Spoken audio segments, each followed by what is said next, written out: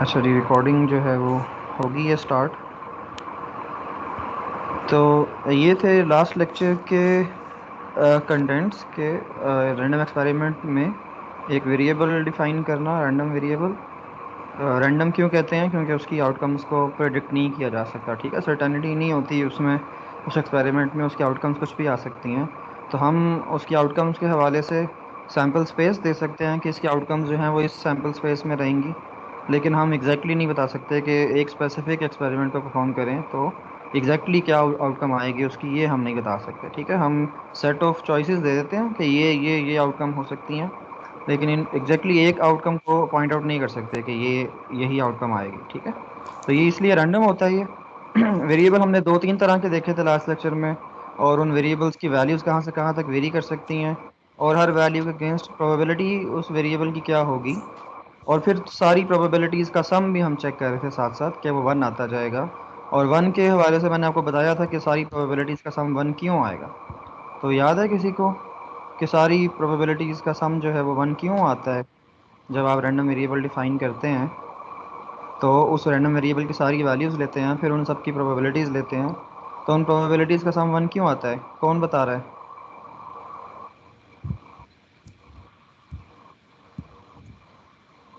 हाँ जी, any ideas? ये यही चीज़ मैंने लास्ट लेक्चर में बताई है एग्जैक्ट, कि क्यों आएगा वन। कौन जाग रहा था लास्ट लेक्चर में, बताएं? कोई गेस कर लें। सम ऑफ प्रोबेबिलिटीज़ वन क्यों होना चाहिए? कोई अंदाज़ा नहीं है किसी को? सर क्योंकि हमारे पास जो इसकी आउटकम्स का सम होता है वो हमारी सैम्पल स्पेस के इक्वल होता है। हाँ सर वो जी, हमारे सैंपल स्पेस के इक्वल करके इस तरह फिट कहा था आपने। हाँ जी, हमारा का जवाब ठीक है बिल्कुल। कि जब आप रैंडम वेरिएबल्स की कहते हैं ना, जब आप कहते हैं कि आपने ये रैंडम वेरिएबल जो लिया है, इसकी ये सारी पॉसिबल आउटकम्स हैं, इसके अलावा इस रैंडम वेरिएबल की कोई आउटकम नहीं है, और फिर आप हर आउटकम के अगेंस्ट रैंडम वेरिएबल की जितने तरीक़ों से रैंडम वेरिएबल की वो वैल्यू आ सकती है, उन सारी आउटकम सैम्पल स्पेस की आउटकम्स को इकट्ठा करके आप उसकी प्रोबेबिलिटी निकालते हैं। तो इसका मतलब है कि आपने प्रोबेबिलिटीज़ जो कैलकुलेट की हैं, वो उनमें सारे सैम्पल स्पेस की सारी आउटकम्स जो हैं वो बारी बारी उन सब केसेस में डिस्कस होगी। यानी कि सारे वेरिएबल्स के अगेंस्ट जो आउटकम्स आ रही हैं, वेरिएबल की सारी वैल्यूज़ के अगेंस्ट उनकी पॉसिबिलिटीज़ या उनकी जो आउटकम्स हैं उसका यूनियन करें तो वो पूरी सैम्पल स्पेस बन जाती है। इस वजह से अलग अलग प्रोबेबिलिटीज़ जो हैं वो असल में उसी जो है वो सैम्पल स्पेस के मुख्तलिफ पोर्शंस का असल में आपने यूनियन की है, और इसलिए जब सबकी प्रोबेबिलिटीज़ ऐड करेंगे तो फिर वो सारी की सारी जो है वो sample space divided by sample space, यानी कि नंबर ऑफ एलिमेंट्स, तो वो आ जाएगा, जिसकी वजह से वो वन हो जाएगा। तो ये दो तीन तरह के आपने एक्सपेरिमेंट देखे थे लास्ट लेक्चर में, ठीक है। हाँ, ये वाला भी देखा था कि नहीं? ये जो अभी है एग्जाम्पल वन डी, नहीं एग्जाम्पल वन डी आपने नहीं देखी है। चल एग्जाम्पल वन डी भी देख लेते हैं ताकि थोड़ी सी मज़ीद प्रैक्टिस हो जाए। लेकिन ये है कि आपने जब तक ये एग्जाम्पल्स आप खुद से इन एक्सपेरिमेंट्स को समझेंगे नहीं, क्योंकि लास्ट टाइम भी काफ़ी डिस्कशन इस चीज़ पे की थी आपने कि एक्सपेरिमेंट टर्मिनेट करने के दो तरीके हैं। एक है कि ट्रायल्स पूरे हो जाएं जितने ट्रायल्स करने थे, और दूसरा तरीका ये था कि आपके पास एक हेड आ जाए जिस पे आपने टर्मिनेट कर देना एक्सपेरिमेंट को। तो इन दोनों तरीक़ों से एक्सपेरिमेंट टर्मिनेट होना था, और सैम्पल स्पेस क्या बननी चाहिए, तो तब भी वो स्टूडेंट्स को कुछ क्लियर नहीं हो रहा था कि कैसे ये आउटकम्स आएंगी। तो इसलिए एक्सपेरिमेंट को जब तक आप गौर से नहीं समझेंगे तो उसकी सारी पॉसिबिलिटीज़ को कि वो एक्सपेरिमेंट अब कितने कितने पॉसिबल तरीक़ों से परफॉर्म किया जा सकता है, तो उसकी आउटकम्स कितनी मुख्तलिफ़ किस्म की आ सकती हैं, उन सब को कवर नहीं करेंगे तो आपकी कोई ना कोई आउटकम मिस हो जाएगी, तो प्रोबेबिलिटीज़ जो हैं वो गलत आ जाएंगी सारी, ठीक है। इस वजह से एक्सपेरिमेंट को समझ लेना।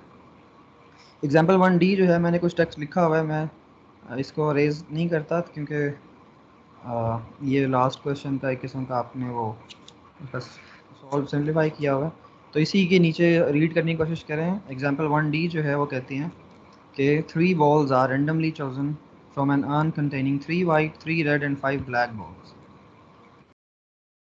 इसका मतलब ये 3 बॉल्स आपने रैंडमली चूज़ कर लेने हैं और ये रैंडम एक्सपेरिमेंट की जो है वो है जस्टिफिकेशन के आपने जो है वो प्रोसेस जो है वो आपका रैंडम होगा। अगर आपने उस बैग में से देख के बॉल निकालने हैं तो तब तो आप अपनी मर्ज़ी से निकाल लेंगे कि मैंने ये 2 वाइट और ये एक ग्रीन मुझे पसंद आ गया या रेड, तो ये मैंने निकाल लिया। तो वो रैंडम एक्सपेरिमेंट नहीं होगा, उसमें जो आपकी मर्ज़ी इन्वॉल्व होगी। अगर आप देखे बगैर उस बैग में मुख्तलिफ़ किस्म की चीज़ें हैं, अगर आप देखे बगैर चूज़ करते हैं तो that would be a random experiment. तो एक रैंडम एक्सपेरिमेंट है, ठीक है। 3 white, 3 red and 5 black balls, total कितनी है? 6 + 5 11 टोटल बॉल्स हैं आपके पास, ठीक है, एक बैग में। और आप देखे बगैर उस बैग में से कुछ आउटकम्स जो हैं वो चूज़ कर लेते हैं, ठीक है। 3 उसने कहा है कि इसमें से 3 जो हैं वो मैं पिक कर लेता हूँ, ठीक है। फरहान म्यूट कर दीजिएगा अगर आपने ये क्वेश्चन नहीं पूछना तो। अच्छा, तो टोटल 11 बॉल्स आपके पास उस बैग में हैं और आपने 3 जो हैं वो उसमें से चूज़ करनी है, ठीक है। 3 balls are randomly selected. Suppose that we win $1 for each white ball selected. अब फिर से वो एक जो है वो गेम हमने इसको बना लिया एक किस्म का, ठीक है, कि हमें जो है वो $1 इनाम मिलेगा for every white ball selected. अब बैग में वाइट बॉल्स तो मौजूद है ना, 3 वाइट बॉल्स मौजूद हैं बैग में, ठीक है। अगर आपसे कहा जाए कि आपने 3 बॉल्स रैंडमली निकालनी है तो हो सकता है कि आपके पास कोई भी वाइट बॉल ना आए, आपको कोई इनाम नहीं मिलेगा। आपके पास जो है वो एक वाइट बॉल आ जाए, 2 वाइट बॉल आ जाएँ, या कोई लकी हुआ उसको तीनों वाइट बॉल्स मिल जाएँ, तो आपको फिर हर वाइट बॉल पे $1 इनाम मिलेगा, ठीक है। तो टोटल अगर आप एक्स ले लो एक्सपेरिमेंट में, okay, you get $1 for each red, ठीक है, $1 for each white ball selected and lose $1 for each red ball selected. अब जितनी रेड बॉल्स आएंगी उसमें हर एक के लिए आपको $1 जो है वो माइनस में आपको मिलेगा, ठीक है, यानी कि आप लूज कर देंगे $1। तो ये अब एक्सपेरिमेंट हो गया, ठीक है। Now let x denote the total winning from this experiment. अब टोटल विनिंग कहाँ से कहाँ तक वेरी कर सकती है? आपने 3 बॉल्स की हैं, मैं उसको आर ले लेता हूँ, R is one number of 0 balls से 3। चोजन, ठीक है। 0 से 3, 0 को एक्सप्लेन करें 0 ज़रा, 0 को एक्सप्लेन सर करें। वो उस वक्त तो, सर इसमें तो ना ये सिर्फ ये चीज बता दें ये 5/3 क्या चीज है, बाकी मैं आपको एक्सप्लेन कर देता हूँ। 5/3 ये वाला? ये जो पहला लिखा हुआ है प्लस से पहले, इसको मैं किया हाँ,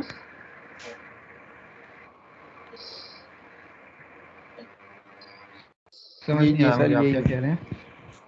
यही सर ये क्या चीज है, बाकी तो मैं आपको बताता हूँ बाकी क्या है। अच्छा, ओके, क्या नाम है, नुमान।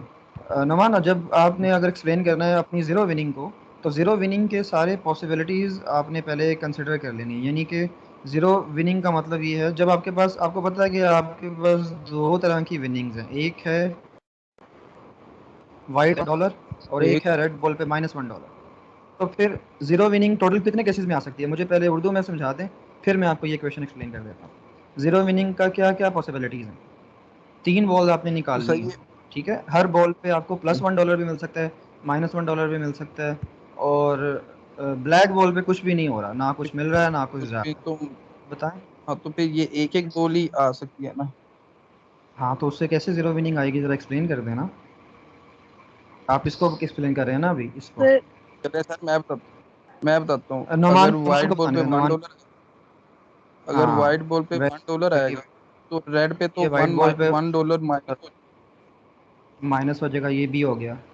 तो इसका मतलब है तो कि ब्लैक पे तो वाइट पे कुछ भी नहीं है। कुछ भी नहीं मिला। एग्जैक्टली, इतनी सी बात थी कि ये जो आपने एक केस एक्सप्लेन किया है $0 विनिंग का, एक केस एक्सप्लेन किया है कि $1 आया, $1 गया और ब्लैक पे कुछ भी नहीं हुआ, तो ये एक रेड बॉल, एक ब्लैक बॉल और एक वाइट बॉल चूज़ करने पे आपकी विनिंग ज़ीरो हो जाएगी।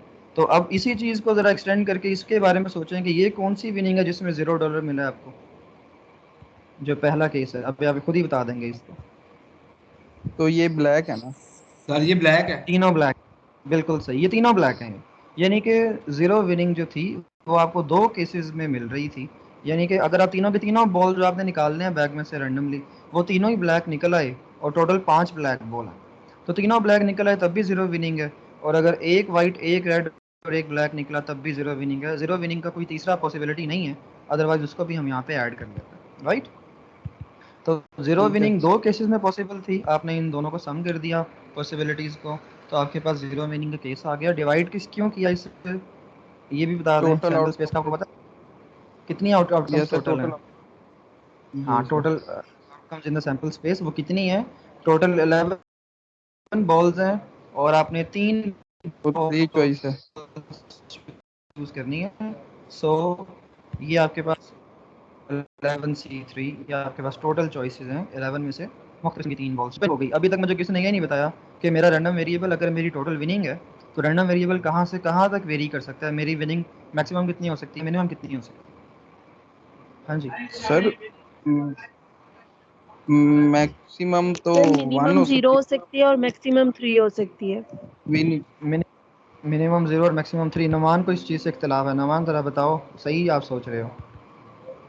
सर मुझे जो लगता है ना कि अगर अगर एक वाइट बॉल आनी चाहिए जब हम विन कर सकते हैं, हाँ हाँ, मैक्सिमम तो तो कोई एक आनी कोई भी चाहिए। वाइट ज़रूरी नहीं है, तो आपकी जो आपने जो ये पहला केस देखा है इसमें एक भी वाइट बॉल नहीं आई, तीनों ब्लैक आ गई हैं, कुछ जी भी नहीं मिला आपको। पॉसिबिलिटी सैंपल स्पेस में सब कुछ है आपके पास। तो अब आप देखें कि आपका मैक्सिमम प्रॉफिट कितना हो सकता है। आप तीनों वाइट बॉल निकाल लें बैग में से, आपके रैंडमली तीनों वाइट निकलें, तो कितनी विनिंग होगी आपकी? सर, वो तो 3 ही हो गया ना। $3 में थ्री, इसका मतलब है जी three sir. Dollar winning possible है ना इस एक्सपेरिमेंट में, कि आपके तीनों वाइट बॉल, तीन बॉल आपने निकालने हैं, तो बैग में 3 वाइट पड़े हैं, तो मिनिमम अगर वन तीनों डॉलर वाइट आपके हाथ आ गए। हाँ जी।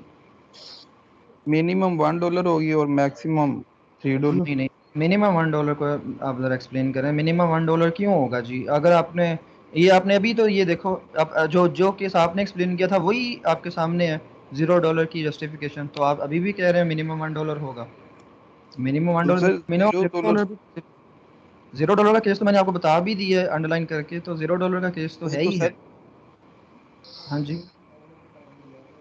हाँ, तो आपका क्या ख्याल है, विनिंग $0 नहीं हो सकती क्या? आपने ये x इज इक्वल टू 0 को अभी तो प्रोबेबिलिटी निकाल भी तो ली है $0 0। क्या करेंगे सर? हाँ, देखो वेरिएबल क्या डिफाइन किया मैंने, ये मैंने ओवरलाइन किया इस वेरिएबल को। x इज द वेरिएबल कि आप इस एक्सपेरिमेंट में जब 3 बॉल्स निकालेंगे तो आपकी विनिंग कितनी हो सकती है, तो ये वेरिएबल x है आपकी विनिंग इस एक्सपेरिमेंट में। तो विनिंग हमारी $0 हो सकती है, पहला केस ही एक्सप्लेन कर दिया हमने, और $0 विनिंग किस किस केस में हो सकती है वो भी बता दिया। $1 विनिंग भी हो सकती है, $2 विनिंग भी हो सकती है, और हमारा ने जो कहा $3 विनिंग भी हो सकती है। मैं आपसे पूछ रहा हूँ कि क्या इतनी ही विनिंग्स पॉसिबल हैं 0 से 3 तक? सर नेगेटिव भी आएंगी ना साथ, जी क्योंकि सर अगर ये एक गेन किया है तो फिर अगर हाँ नेगेटिव नुमान, नहीं आएगी। नेगेटिव नहीं आएंगी। अच्छा मेरी बात सुने, अगर अगर मैं ये कहता हूँ कि जी आपने जो 3 बॉल्स निकाली हैं उसमें 2 रेड और 1 वाइट निकल आई है, तो कितनी कितने डॉलर मिलेंगे आपको? -1। सर 0 -1 क्यों पॉसिबल? ओहो, फिर माइनस 0। -1 ना, 2 रेड और 1 वाइट बॉल निकल आया, आपने जब बैग में से 3 बॉल्स निकाली हैं रैंडमली, तो 2 रेड और 1 वाइट निकल सकता है कि नहीं निकल सकता? निकल सकती हैं सर। तो फिर विनिंग $1 हो गई ना, आपको तो जेब जी से सर। $1 देना पड़ेगा। तो ये पॉसिबिलिटी है ना भाई, यहाँ पे बिल्कुल वैलिड मीन्स पॉसिबिलिटी के है। माइनस हाँ जी। थ्री से 3 तक हो सकती है हमारी विनिंग। अब देखें यहाँ पे, अब मैं पूरा पेज शो कर देता हूँ आपको। तो ये विनिंग्स हैं लेफ्ट हैंड साइड पे तीनों इक्वेशंस की, ये देखो कि आपकी विनिंग -3 से लेके 3 तक के जितने इंटीजर्स हैं वो सारी आपकी विनिंग हो सकती हैं। 0 भी हो सकती है, $1 और -$1 भी हो सकती है, $2 और -$2 भी हो सकती है, 3 और -3 भी हो सकती है। लेकिन इस केस में थोड़ी सिमेट्री आ गई है कि $1 और -$1 गेन करने के एक जैसे वेज हैं, और 2 और -$2 गेन करने के भी एक जैसे वेज हैं, और 3 और -$3 गेन करने के भी एक जैसे वेज हैं। तो अब जरा मुझे $1 को एक्सप्लेन करे कोई और स्टूडेंट, कि $1 गेन करने के क्या आउटकम्स हैं, मुझे अपनी अल्फाज में बताना है, बाद में इस इक्वेशन को हम देखेंगे। $1 मैं गेन करूँ करने सर? के कितने पॉसिबल? सर मैं नुमान आपने भी किया ना एक मैं वैसे, किसी और बच्चे को मौका दें, वो- कोई और स्टूडेंट। सर मैं वन कर दूं। हुमैरा आपने भी काफ़ी आंसर दिए हैं, मुझे किसी और से शुरू करने दो ज़रा। कोई और है यहाँ पे जो जाग रहा हो इन दो के अलावा? ज़ुबैर, चलो तुम बताओ ना ज़रा ये वाला जी सर। अगला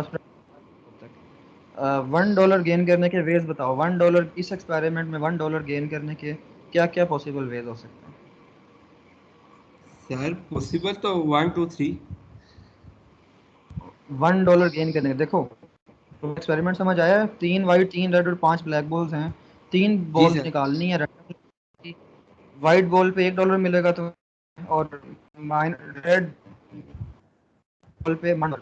ठीक है, तो अब बताओ जरा कि तुम्हें टोटल विनिंग तुम्हारी $1 हो जाए, तो इसके लिए तुम्हें कौन कौन सी बॉल्स निकाल, सर हम 3 टोटल निकाल विनिंग वन, सकते हैं और 5 निकाल यानी सकते कि हैं।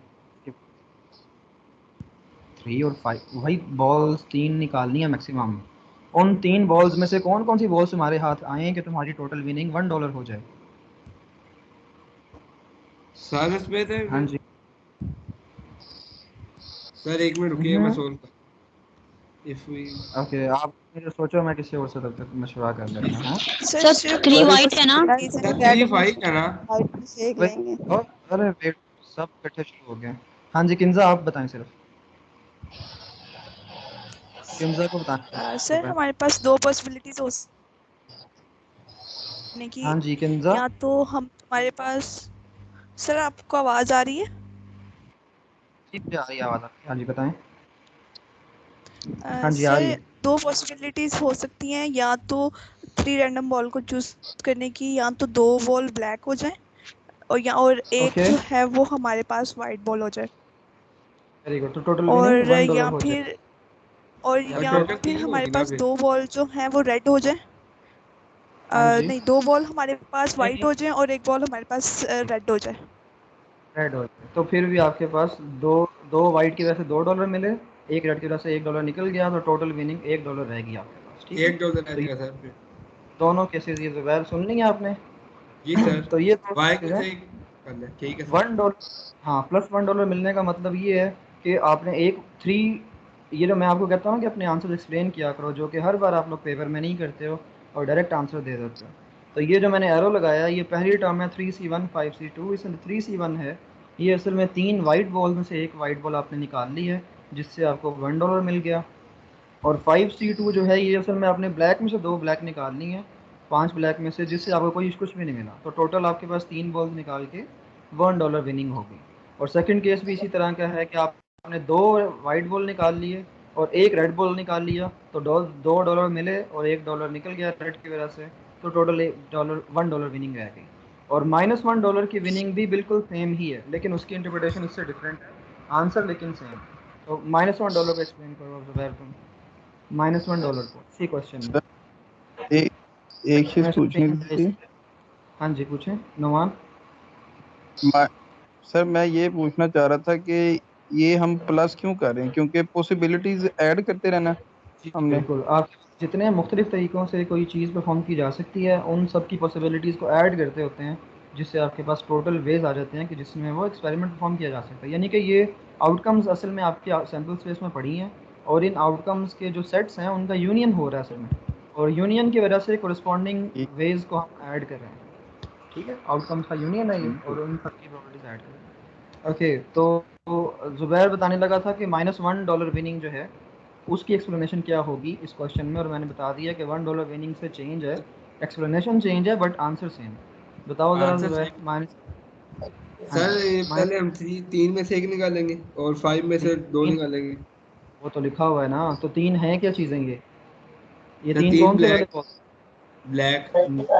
नहीं, गलत हो गया काम। हाँ जी, सर 5 ज़ुबैर ब्लैक। रेड नहीं में आया। से एक ले लेंगे ना, 3 रेड में से। हाँ जी वेरी गुड, हाँ जी और आप बात पूरी करें ज़रा, खदीजा, खदीजा पूरा करती हैं इसको। खदीजा सर -$1 को ये, बताएं ज़रा। सर हाँ आपने बड़ी कहा ये शांति। ऐसे ही रहेगा, इसको हम रेड बॉल का नेम दे देंगे। 3 रेड में से एक लिया, माइनस हो गया, असल और में बाकी जो 2 थे वो सिमेट्री, ब्लैक में से लिए। हाँ असल में ये जो सिमेट्री है ना, वो इस वजह से है कि 3 वाइट और 3 रेड भी 3 ही है, और वाइट भी 3 ही है, तो इस वजह से जी इसके सर। आंसर सेम आ गए हैं। अदरवाइज अगर रेड बॉल्स और वाइट बॉल्स की नंबर ऑफ बॉल्स चेंज हो जाते तो इस क्वेश्चन में $1 और -$1 इक्वल ना आती प्रोबेबिलिटी। तो अभी जो फिर आपने वो प्लस वन अलग से डॉलर हो को जाती एक्सप्लेन, है। हाँ, जब किंजा ने $1 का एक्सप्लेन किया था, तो उसमें जो यही 3 थे ये वाइट बॉल थे और बाकी ये 2 वाइट ब्लैक थे। थे, +1 मिले थे। अभी अभी -1 पे वही बात है, लेकिन अब ये जो 3 हैं ये रेड बॉल है, तो 3 रेड में से 1 रेड निकाल लिया तो -$1, और 5 ब्लैक में से 2 ब्लैक निकाले तो कुछ भी नहीं मिला, तो टोटल विनिंग -$1। अच्छा, अगला केस बताएं, अब आप सिमिलरली करिए। भी ऐसे ही हो जाएगा कि 3 रेड में से 2 चूज किए। तो -$2 यहाँ से मिल गया आपको, ठीक है ना? यस। और सेकंड वन आगे टेस्ट वाला वाइट में से। वाइट में से 1 निकाल लिया तो +1 हो गया, तो टोटल आपके पास विनिंग -$1 होगी, सही है? तो इस जी तरीके सर। से। चलिए, अब कोई और स्टूडेंट मुझे जो है ना +$2 के केसेस बता दे ज़रा। सर इसमें 3 वाइट बॉल्स है ना, तो 3 में से फिर हमने ये इसके 2 चूज कर ली हैं, तो ये 1 + 1 मिल गया, तो इसे +2 यानी कि 2 के लिए मिल गए फिर हमें। तो फिर यानी कि एक 3, हमें हाँ ठीक है, 3 वाइट में से 2 वाइट ले लिए। और एक हमें ब्लैक बॉल मिल गई थी, तो उसका कुछ भी नहीं, 0 हुआ, तो इससे ये टोटल +2 आने के चांसेस हैं। और +2 हो गया, अगर इसी -2 3 में से 3 रेड बॉल्स हैं, तो इनमें से हाँ हम 2 रेड बॉल्स आ जाती हैं, अगर हम चूज कर लेते हैं तो -1 आ जाता है, तो फिर ये -2 की पॉसिबिलिटी आ जाती है। सही इसी है, तरह बिल्कुल फिर सही। ब्लैक में से 1 आएगी तो वो 0 हो जाएगी। सही है। अगला भी बता दें फिर जल्दी से, आपकी स्पीड बहुत तेज है। हाँ जी, ख़त्म करें इसको। 3 +3 और -3 का भी बता दें। सर इसके यही है कि 3 अगर रेड बॉल्स, अगर 3 रेड बॉल, +3 के लिए ये है कि अगर 3 व्हाइट बॉल्स है ना, तो तीनों की तीनों ही व्हाइट बॉल्स अगर आ जाती है हमारे पास, तो फिर हमें ये +3 मिल जाएगा। और अगर ठीक है, 3 रेड बॉल्स हैं, तो हमारे पास तीनों की तीनों ही वो आ जाती हैं, रेड ही आ जाती हैं, तो फिर हाँ, -3 मिल जाता है। तो फिर -3 मिल जाएगा। तो इसका मतलब है कि जब आपने वेरिएबल डिफाइन किया था, तो आपने वेरिएबल के टाइम पे लिखा, सबसे पहले आपने जो केसेस बताए हैं कि वेरिएबल की वैल्यूज़, अगर variable is the total winning in this experiment, तो उसकी वैल्यूज़ जो है वो -3 से लेके आपने ये लिखना है पहले कि वेरिएबल की वैल्यूज़ -3 से लेके 3 तक वेरी करेंगी, और उसके बाद आपने बताना है कि इसमें अब हर वैल्यू आने के लिए क्या क्या पॉसिबिलिटीज़ हैं और क्या प्रोबेबिलिटी बनती है एक्स की हर वैल्यू के अगेंस्ट। ठीक हो गया? तो ये जो है क्वेश्चन कंप्लीट हो गया आपका इस एक्सपेरिमेंट का। अब फिर से वेरिफिकेशन चेक कि आपने प्रोबेबिलिटी सारी की सारी सही निकाली हैं, और सैम्पल स्पेस 11C3 आइटम्स की जो सैम्पल स्पेस है, जो कि 165 आउटकम्स बनती हैं, तो ये सारी आपने कवर कर ली हैं। तो उसके लिए उसने सारी प्रोबेबिलिटीज़ को ऐड कर दी है, और उसको ऐड करने पे उसका जो आंसर है प्रोबेबिलिटीज़ का वो 1 आ गया, जिससे ये वेरीफाई हो गया कि आपने जो है वो सारी प्रोबेबिलिटीज़ सही सही काउंट कर ली। ठीक है, और ये डिस्ट्रीब्यूशन ठीक है। ओके, चलें जी। अब ये इस तरह बहुत सारे क्वेश्चंस हैं, ठीक है, जिसमें आपको मुख्तलिफ एक्सपेरिमेंट्स दे के, और उन एक्सपेरिमेंट्स में उनमें आपसे कहा जा सकता है कि इन एक्सपेरिमेंट्स में अगर ये वेरिएबल हम डिफ़ाइन कर दें तो कैसे इसकी प्रोबेबिलिटीज़ आएंगी। तो वो मुश्किल नहीं है, देखो, जब आप एक्सप्लेनेशन दे देता हूँ मैं किसी क्वेश्चन की, तो तब आपको वो ईजी लगना शुरू हो जाता होगा, राइट? और अदरवाइज़ अगर आप खुद सोचें उसको, तो बस डेफिनेशन को सामने रख के उसको थोड़ा सोचें, आप सही आंसर आप गेस कर रहे हैं, और एक्सप्लेनेशन दिया करें अपने आंसर्स की। अगर आप एक्सप्लेनेशन नहीं देंगे, तो मैंने अभी भी जो एक आध नंबर काटे हुए हैं और आपको लग रहा है कि वो मैंने एम ही काट लिए हैं, तो वो इसी वजह से असल में मैंने डिटेक्ट किए हैं कि जहाँ पे मुझे लगा है कि आपने ये आंसर जो है ये खुद से सॉल्व करके नहीं निकल रहा, बट आपने डायरेक्ट यूज़ कर लिया उसको, या विदाउट एक्सप्लेनेशन आंसर दे दिया, तो वहाँ मैंने 0.5 या 1 मार्क्स काटे हैं। तो डिस्क्रीट रैंडम वेरिएबल्स अब हमने क्या करना है, एक्सपेरिमेंट्स आपने देख लिया मुख्तलिफ तरह के वेरिएबल्स, और उनकी प्रोबेबिलिटीज़ आप देख चुके हो कि मुख्तलिफ तरह के एक्सपेरिमेंट्स में वेरिएबल मुख्तलिफ तरीक़ों से डिफ़ाइन किए जा सकते हैं, और उन वेरिएबल्स की वैल्यूज़ कहाँ से कहाँ तक वेरी करती हैं और उनकी प्रोबेबिलिटीज़ कैसी होती हैं। ये बेसिक टास्क था फर्स्ट लेवल का, तो ये आपने अब कर लिया। अब हम वेरिएबल को उनकी टाइप्स के लिहाज से डिस्ट्रीब्यूट या उनकी क्लासिफिकेशन करेंगे कि वेरिएबल्स कितनी इकसाम के हो सकते हैं रैंडम वेरिएबल, और उनकी डिस्ट्रीब्यूशंस की क्या क्या टाइप्स हो सकती हैं, और डिस्ट्रीब्यूशन जो है उसकी टाइप जो है वो उसकी प्रोबेबिलिटी की जो डिस्ट्रीब्यूशन है असल में, कि प्रोबेबिलिटी कैसे आउटकम्स जो सैम्पल स्पेस की हैं उनमें किस तरह से डिस्ट्रीब्यूट हो रही है, तो उसकी बेस पे एक टाइप की प्रोबेबिलिटीज़ वाले वेरिएबल्स को हम एक टाइप का वेरिएबल नाम दे लेंगे, और अगर डिस्ट्रीब्यूशन की प्रोबेबिलिटीज़ की डिस्ट्रीब्यूशन अगर डिफरेंट किस्म की नज़र आती है, तो उस टाइप को हम अलग नाम दे लेंगे। सो हम रैंडम वेरिएबल्स की टाइप्स को डिफाइन करेंगे with respect to its probability distribution, ठीक है। तो वो अब देखते हैं, सबसे पहली टाइप और सबसे बेसिक टाइप जो है वो है डिस्क्रीट रैंडम वेरिएबल्स की। डिस्क्रीट रैंडम वेरिएबल सबसे ज़्यादा कॉमन भी हैं और इजी हैं, क्योंकि इसमें जो वैल्यूज़ होती हैं जो वेरिएबल एज्यूम करता है वो लिमिटेड होती हैं, यानी कि जिस तरह आपने अभी तक वेरिएबल्स देखे हैं वो सारे डिस्क्रीट हैं, और उन सब में आप देखो कि किसी वेरिएबल के पास 5 टोटल पॉसिबिलिटीज़ हैं वैल्यूज़ एज्यूम करने की। कोई वेरिएबल 3 वैल्यूज़ एज्यूम करता है, कोई 4, कोई 5, कोई 6। अभी जो आपने वेरिएबल देखा था ये कितनी वैल्यूज़ एज्यूम कर रहा था? इस रैंडम वेरिएबल x की टोटल कितनी पॉसिबल वैल्यूज़ थी इस रैंडम 7 वेरिएबल? -3 -3 से 3 तक 7 टोटल इंटीजर्स बनते हैं ना, including -3 and 3। So 7 values assume कर रहा था। तो इस तरह के जो वेरिएबल्स होते हैं जो कि फाइनाइट मैनी वैल्यूज एज्यूम करते हैं, उन्हें हम कहते हैं कि these are discrete random variables. Random होना चाहिए पहली बात, और फिर अगर उसकी वैल्यूज़ फाइनाइट हैं तो हम उसे कहते हैं कि ये डिस्क्रीट वेरिएबल है। ठीक हो गया? और उसकी जो प्रोबेबिलिटी जो हमने उसका बनाया था ना टेबल, हमने डिस्क्रीट रैंडम वेरिएबल डिफाइन कर दिया, उसकी नेचर से आपने अंदाज़ा लगा लिया कि ये डिस्क्रीट है, राइट? डिस्क्रीट हो गया वो। अब उसकी जो प्रोबेबिलिटीज़ का आपने कॉलम बनाया था वो हम कहते हैं कि असल में अगर हम कहें कि ये जो प्रोबेबिलिटीज़ हर वैल्यू को मिल रही हैं, यानी कि आपने कहा कि वैल्यू 1 है, उसकी प्रोबेबिलिटी जो है वो समझ लो कि P1 है, और वैल्यू 2 जो है वेरिएबल की उसकी प्रोबेबिलिटी सपोज कर लो कि वो है P2। तो इस तरह से हम कहते हैं कि वेरिएबल्स को वैल्यूज़, प्रोबेबिलिटी की वैल्यूज़ जो हैं जो एसोसिएट की जा रही हैं वो किस रूल से की जा रही हैं। आपने देखा है ना कि हम कहते हैं कि अगर मेरा एक फंक्शन है f of x equals x square, तो जो एक्स स्क्वायर फंक्शन है ये क्या करेगा, 1 को जो है 1 का स्क्वायर एसोसिएट करेगा एज इट्स फंक्शनल वैल्यू, 2 को जो है वो 4 एसोसिएट करेगा एज इट्स फंक्शनल वैल्यू। सो इस तरह से वेरिएबल की वैल्यूज़ को फंक्शन की वैल्यूज़ जो हैं वो एसोसिएट करना, ये एक फंक्शन का काम है। फंक्शन ये करता है कि एक पॉइंट लेता है और उसको एक इमेज एसोसिएट करता है। तो हम कहते हैं कि इसी तरह ये जो प्रोबेबिलिटीज़ असाइन की हैं रैंडम वेरिएबल की मुख्तलिफ वैल्यूज़ को, सपोज कर लो कि ये एक प्रोबेबिलिटी फंक्शन का काम है। सही है?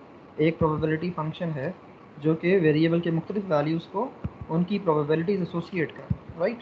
तो उस फंक्शन का जो नाम है वो हम कह देंगे कि अगर तो वो डिस्क्रीट रैंडम वेरिएबल है तो उस फंक्शन को हम कह देंगे कि this is a probability mass function. तो प्रोबेबिलिटी मैथ फंक्शन एक कॉमन टर्म है, और प्रोबेबिलिटी मैथ फंक्शन जब भी लिखा हुआ आएगा तो आप समझ लें कि हम एक ऐसे फंक्शन की बात कर रहे हैं जो कि एक डिस्क्रीट रैंडम वेरिएबल की वैल्यूज़ को उसकी प्रोबेबिलिटीज असाइन करें। ठीक है? प्रोबेबिलिटी मैथ फंक्शन एक ऐसा फंक्शन है, उसको पी ऑफ ए, जिस तरह हम एफ ऑफ एक्स कहते हैं ना एक आम एक्स वेरिएबल फंक्शन को, तो हम इसी तरह प्रोबेबिलिटी फंक्शन के हवाले से उसको हम पी ऑफ ए कह रहे हैं। ठीक है? पी ऑफ ए से पता चलेगा कि ये फंक्शन असल में प्रोबेबिलिटीज दे रहा है, और पी ऑफ ए का मतलब है कि P of A would be the probability of the variable X where the value of the variable X is equal to A. ठीक हो गया? तो पी ऑफ ए जो है वो असल में एक्स इज इक्वल टू ए की प्रोबेबिलिटी है, और एक्स इज इक्वल टू ए का मतलब है कि वेरिएबल एक्स जो है वो ए वैल्यू एज्यूम करे अगर, तो उस ए वैल्यू एज्यूम करने की जो प्रोबेबिलिटी होगी उसको हम पी ऑफ ए कह देते हैं कि वो एक फंक्शन ने ए पे अपनी प्रोबेबिलिटी की वैल्यू जो है वो दी। ठीक हो गया? मिसाल के तौर पे मैं यहीं पे जो है वो कोशिश करता हूँ कि उसको आपको दिखा दूँ। मिसाल के तौर पे आपको कोई एक्सपेरिमेंट याद है इसी चैप्टर में जो फर्स्ट एग्जांपल थी नंबर ऑफ हेड्स के हवाले से, जिसमें मैंने कहा था कि ये सिमेट्रिक टेबल बन रहा है। आपने नोट किया था वो सिमेट्री कैसे आ रही थी? मैं दिखाता हूँ आपको। ये देखें, पी ऑफ एक्स जो था इसमें 1/16, 4/16, 6/16, 4/16 एंड 1/16। तो ये जो था ये एक सिमेट्रिक प्रोबेबिलिटी फंक्शन हमने बनाया था where x was the number of, क्या था एक्स यहाँ पे इस एक्सपेरिमेंट में जो आपके सामने है अभी। इसमें एक्स वेरिएबल क्या है, कैसे डिफाइन किया था आपने? ऊपर लिखा भी हुआ है।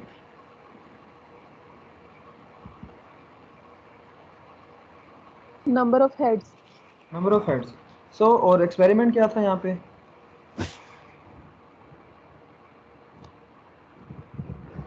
तो एक्सपेरिमेंट ये था कि हम लोग 4 हेड्स को टॉस कर रहे थे और देख रहे थे कि उस पे नंबर ऑफ हेड्स की क्या प्रोबेबिलिटी हो सकती है। 4 कॉइन, बिल्कुल सही। 4 कॉइन्स टॉस करने हैं और देखना है कि नंबर ऑफ हेड्स की क्या पॉसिबिलिटीज हो सकती हैं। तो इस एक्सपेरिमेंट को क्योंकि आपने तफसील से कर लिया होगा सारा, तो हम जो है अगर इसका प्रोबेबिलिटी फंक्शन लिखें तो हमें पता चलेगा कि x की वैल्यूज जो हैं वो 0, 1, 2, 3 और 4 तक वेरी करती हैं। ये हो गई रैंडम वेरिएबल x की वैल्यूज़, ठीक है। और फिर प्रोबेबिलिटीज़ असल में क्या थी, ये जो फर्स्ट प्रोबेबिलिटी है ये असल में क्या है कि ये है असल में probability of the value zero, यानी कि वो वैल्यू किस चीज़ की है, वो वैल्यू असल में वेरिएबल x की वैल्यू है ना। तो अगर p ऑफ x जो है, अगर x वेरिएबल ज़ीरो हो जाता है तो उसकी जो प्रोबेबिलिटी है उसको हम कहते हैं कि वो, उसके लिए नोटेशन ले लेते हैं कि वो सपोज कर लें कि वो p ऑफ ज़ीरो है, यानी कि ज़ीरो के ऊपर फंक्शनल वैल्यू, और फंक्शन क्या है p, जो कि है प्रोबेबिलिटी एसोसिएट करता है। और p ऑफ ज़ीरो की वैल्यू जो यहाँ पे हमने निकाली थी वो निकाली थी 1/16। तो ये जो 1/16 वैल्यू मिली है वेरिएबल की वैल्यू ज़ीरो के अगेंस्ट, जो प्रोबेबिलिटी की वैल्यू 1/16 मिली है, हम कहते हैं कि वो असल में जो फंक्शन है जो कि ये प्रोबेबिलिटी इसको असाइन कर रहे हैं ज़ीरो को, उसका नाम हम रख लेते हैं कि small p। p is a probability mass function, क्योंकि ये डिस्क्रीट रैंडम वेरिएबल है। So a probability mass function associates these probabilities with the corresponding values of the random variable। तो ये जो 4/16 फिर आया था, ये आया था p ऑफ 1, यानी कि 1 पे प्रोबेबिलिटी, 1 की प्रोबेबिलिटी यानी कि x इज इक्वल टू 1 पे प्रोबेबिलिटी जो होगी। फिर 6/16 था जो कि p ऑफ 2 थी असल में। फिर 4/16 था जो कि प्रोबेबिलिटी थी 3 की, p ऑफ 3 या p3 कह लें। और फिर आखिर में फिर से 1/16 जो कि था p ऑफ 4, यानी कि 4 के ऊपर प्रोबेबिलिटी, ठीक है। यानी कि ये जो है ये इसमें p ऑफ 4 है, ठीक हो गया। तो ये समझ आ रहा है कि ये हमने एक फंक्शन बना लिया है।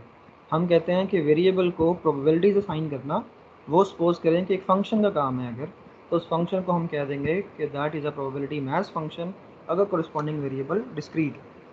समझ आ गई है ये बात कि प्रोबेबिलिटी मैथ फंक्शन क्या होता है?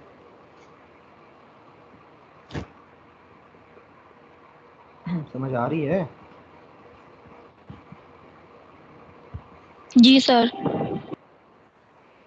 हाँ जी, प्रोबेबिलिटी मैथ फंक्शन, इसका काम है कि डिस्क्रीट रैंडम वेरिएबल को प्रोबेबिलिटीज असाइन करना, बस इतनी सी बात है। तो ये उसकी सिंपल सी एब्स्ट्रैक्ट फॉर्म है कि स्मॉल p कह लेते हैं प्रोबेबिलिटी मैथ फंक्शन को, और p जो है वो a के ऊपर p of a value define करेगा, और a का मतलब है कि रैंडम वेरिएबल x की वैल्यू a होना, ठीक हो गया। तो इस तरीके से प्रोबेबिलिटी मैथ फंक्शन की कुछ प्रॉपर्टीज़ होती हैं, और वो प्रॉपर्टीज़ क्या हैं, क्योंकि ये प्रोबेबिलिटी मैथ फंक्शन है तो इसका काम है क्योंकि वेरिएबल को प्रोबेबिलिटीज असाइन करना, वेरिएबल के मुख्तलिफ वैल्यूज़ को प्रोबेबिलिटीज असाइन करना। तो ये प्रोबेबिलिटीज असाइन करते वक्त इन चीज़ों का ख्याल रखेगा, और ये क्या चीज़ें हैं कि हर वैल्यू पे, वेरिएबल की हर वैल्यू पे अगर एक्स आई जो है वो वेरिएबल की ith वैल्यू है तो p of x I would always भी नॉन नेगेटिव, क्योंकि प्रोबेबिलिटीज़ हम पहले चैप्टर से देख रहे हैं कि प्रोबेबिलिटीज़ हमेशा नॉन नेगेटिव रियल नंबर्स होते हैं, राइट। तो इस वजह से p of x I would always be greater और इक्वल टू ज़ीरो, यानी कि इनमें से हर वैल्यू, हर सिंगल वैल्यू ज़ीरो से बड़ी होनी चाहिए, या ज़ीरो हो सकती है, ज़ीरो या ज़ीरो से बड़ी होनी चाहिए। इनमें से कोई एक वैल्यू भी ऐसी नहीं है कि वो नेगेटिव हो जाए। यानी कि अगर मैं आपसे कहूँ ना कि p ऑफ 4 जो है वो -1/16 आ गया, तो आप कहेंगे कि दिस इज़ नॉट पॉसिबल। यहाँ पे जो p है वो प्रोबेबिलिटी मैथ फंक्शन नहीं होगा, क्योंकि इसने नेगेटिव वैल्यू एसोसिएट कर दिया, तो नेगेटिव वैल्यूज़ प्रोबेबिलिटी की वैल्यूज़ कभी भी नहीं हो सकती। सो ये जो है, जो नेगेटिव नंबर आपने दे दिया है वो असल में प्रोबेबिलिटी नहीं है, और क्योंकि वो प्रोबेबिलिटी नहीं है तो ये फंक्शन जो कि वेरिएबल की उन वैल्यूज़ को ये फंक्शनल वैल्यूज़ असाइन कर रहा है वो भी प्रोबेबिलिटी मैथ फंक्शन नहीं होगा, क्योंकि उसने प्रोबेबिलिटी असाइन नहीं की है। तो हर वैल्यू के ऊपर एक नॉन नेगेटिव रियल नंबर जो कि 0 से 1 के दरमियान में होगा, हमने वो वेरिएबल जो है उसको वो वैल्यू असाइन करनी है, ताकि हर वैल्यू के ऊपर जो रियल नंबर एसोसिएट करेगा ये p function x I value को p ऑफ एक्स आई जो वैल्यू देनी है वो असल में एक नॉन नेगेटिव रियल नंबर होना चाहिए, 0 से 1 के दरमियान में होना चाहिए, तभी वो प्रोबेबिलिटी बनेगा ना। And p of x is equal to 0 for all other values of x। इसका मतलब ये है कि हो सकता है कि कभी कभी हम कहें कि जी हमारी डोमेन जो है वो इन्फिनिट वैल्यूज़ की है, तो फिर उनमें से जो है अगर पहली 10 वैल्यूज़ पे रैंडम वेरिएबल जो है वो नॉन नेगेटिव वैल्यूज़ दे रहा है और सैम्पल स्पेस उनमें कवर होगी है 10 वैल्यूज़ पे, तो बाकी सारी वैल्यूज़ पे जो है हम कहेंगे कि वेरिएबल ज़ीरो है, क्योंकि उससे फ़र्क नहीं पड़ता, वो हमारे डिस्ट्रीब्यूशन का हिस्सा ही नहीं होगा असल में। तो हमने वहीं पे आंसर लेना जहाँ पे ग्रेटर और इक्वल, जहाँ पे ग्रेटर देन ज़ीरो आंसर आ रहा है। ज़ीरो वैल्यू के लिए अगर हम एक भी पॉइंट ले लें तो काफ़ी है। अगर सैम्पल स्पेस में कोई आपको आउटकम उसके अगेंस्ट जो है वो मिल गई है तो उसका मतलब है कि प्रोबेबिलिटी तो पॉजिटिव हो जाएगी ना फिर। तो ज़ीरो प्रोबेबिलिटी तब होगी अगर आपके पास सैम्पल स्पेस में एक भी इवेंट आपके वेरिएबल के उस केस के फेवर में नहीं गया, एक भी अगर सैम्पल स्पेस का इवेंट आपके वेरिएबल की किसी वैल्यू के अगेंस्ट नहीं आ रहा है उसकी फेवर में, तो तब हम कहते हैं कि इसकी प्रोबेबिलिटी ज़ीरो है, क्योंकि फाई हो जाएगा ना उसकी फेवर में सेट।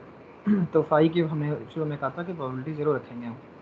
तो इस वजह से उन सारी वैल्यूज़ पे जहाँ पे ज़ीरो आ रहा है वो हमारे लिए हमारे इंटरेस्ट की नहीं होंगी ऐसे, तो हम वही लेंगे जहाँ पे वो ग्रेटर देन ज़ीरो आंसर देगा। वो फिर फर्दर ये कि जितनी वैल्यूज़ पे हमने वेरिएबल को डिफ़ाइन किया है उन सब वैल्यूज़ पे अगर आप प्रोबेबिलिटीज़ को ऐड करते हो तो प्रोबेबिलिटीज़ का सम जो है वो 1 हो जाता है।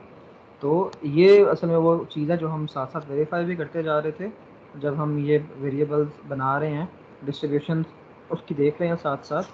तो वेरिएबल की सारी वैल्यूज़ और उनकी प्रोबेबिलिटीज़ को देखना और उसके साथ ही सारी प्रोबेबिलिटीज़ का सम करके चेक कर लेना कि वो 1 है।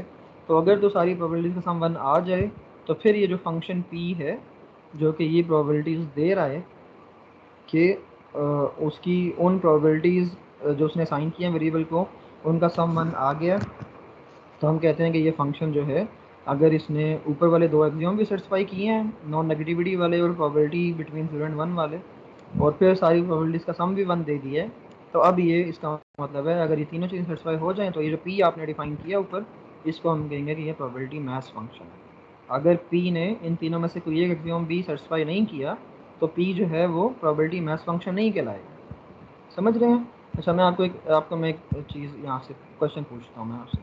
अगर मैं आपसे कहूँ कि 0 1 2 3 ये कोई भी एक वेरिएबल है मेरा, तो इसकी वैल्यूज़ हैं, तो सबसे पहला क्वेश्चन, क्या ये वेरिएबल डिस्क्रीट है या कंटिन्यूस है?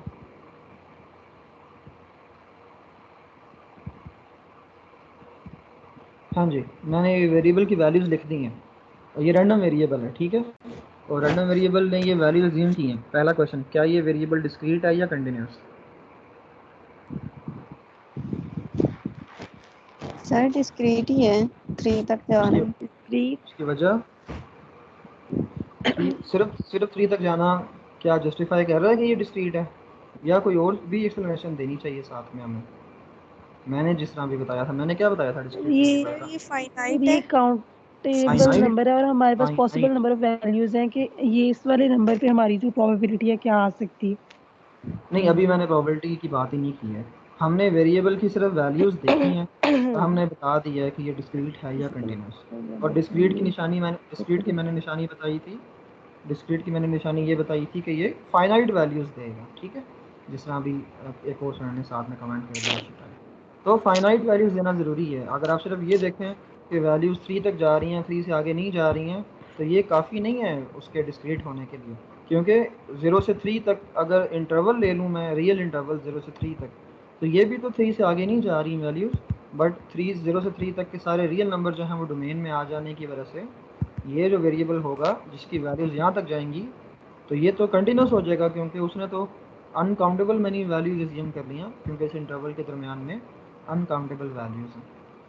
सो सिर्फ 3 तक जाना काफ़ी नहीं है, फाइनाइट ओवरऑल जितनी वैल्यूज़ ली हैं वेरिएबल ने वो सारी की सारी फाइनाइट मिला के नंबर ऑफ़ वैल्यूज़ जो हैं वो तब ये डिस्क्रीट कहला रहा है।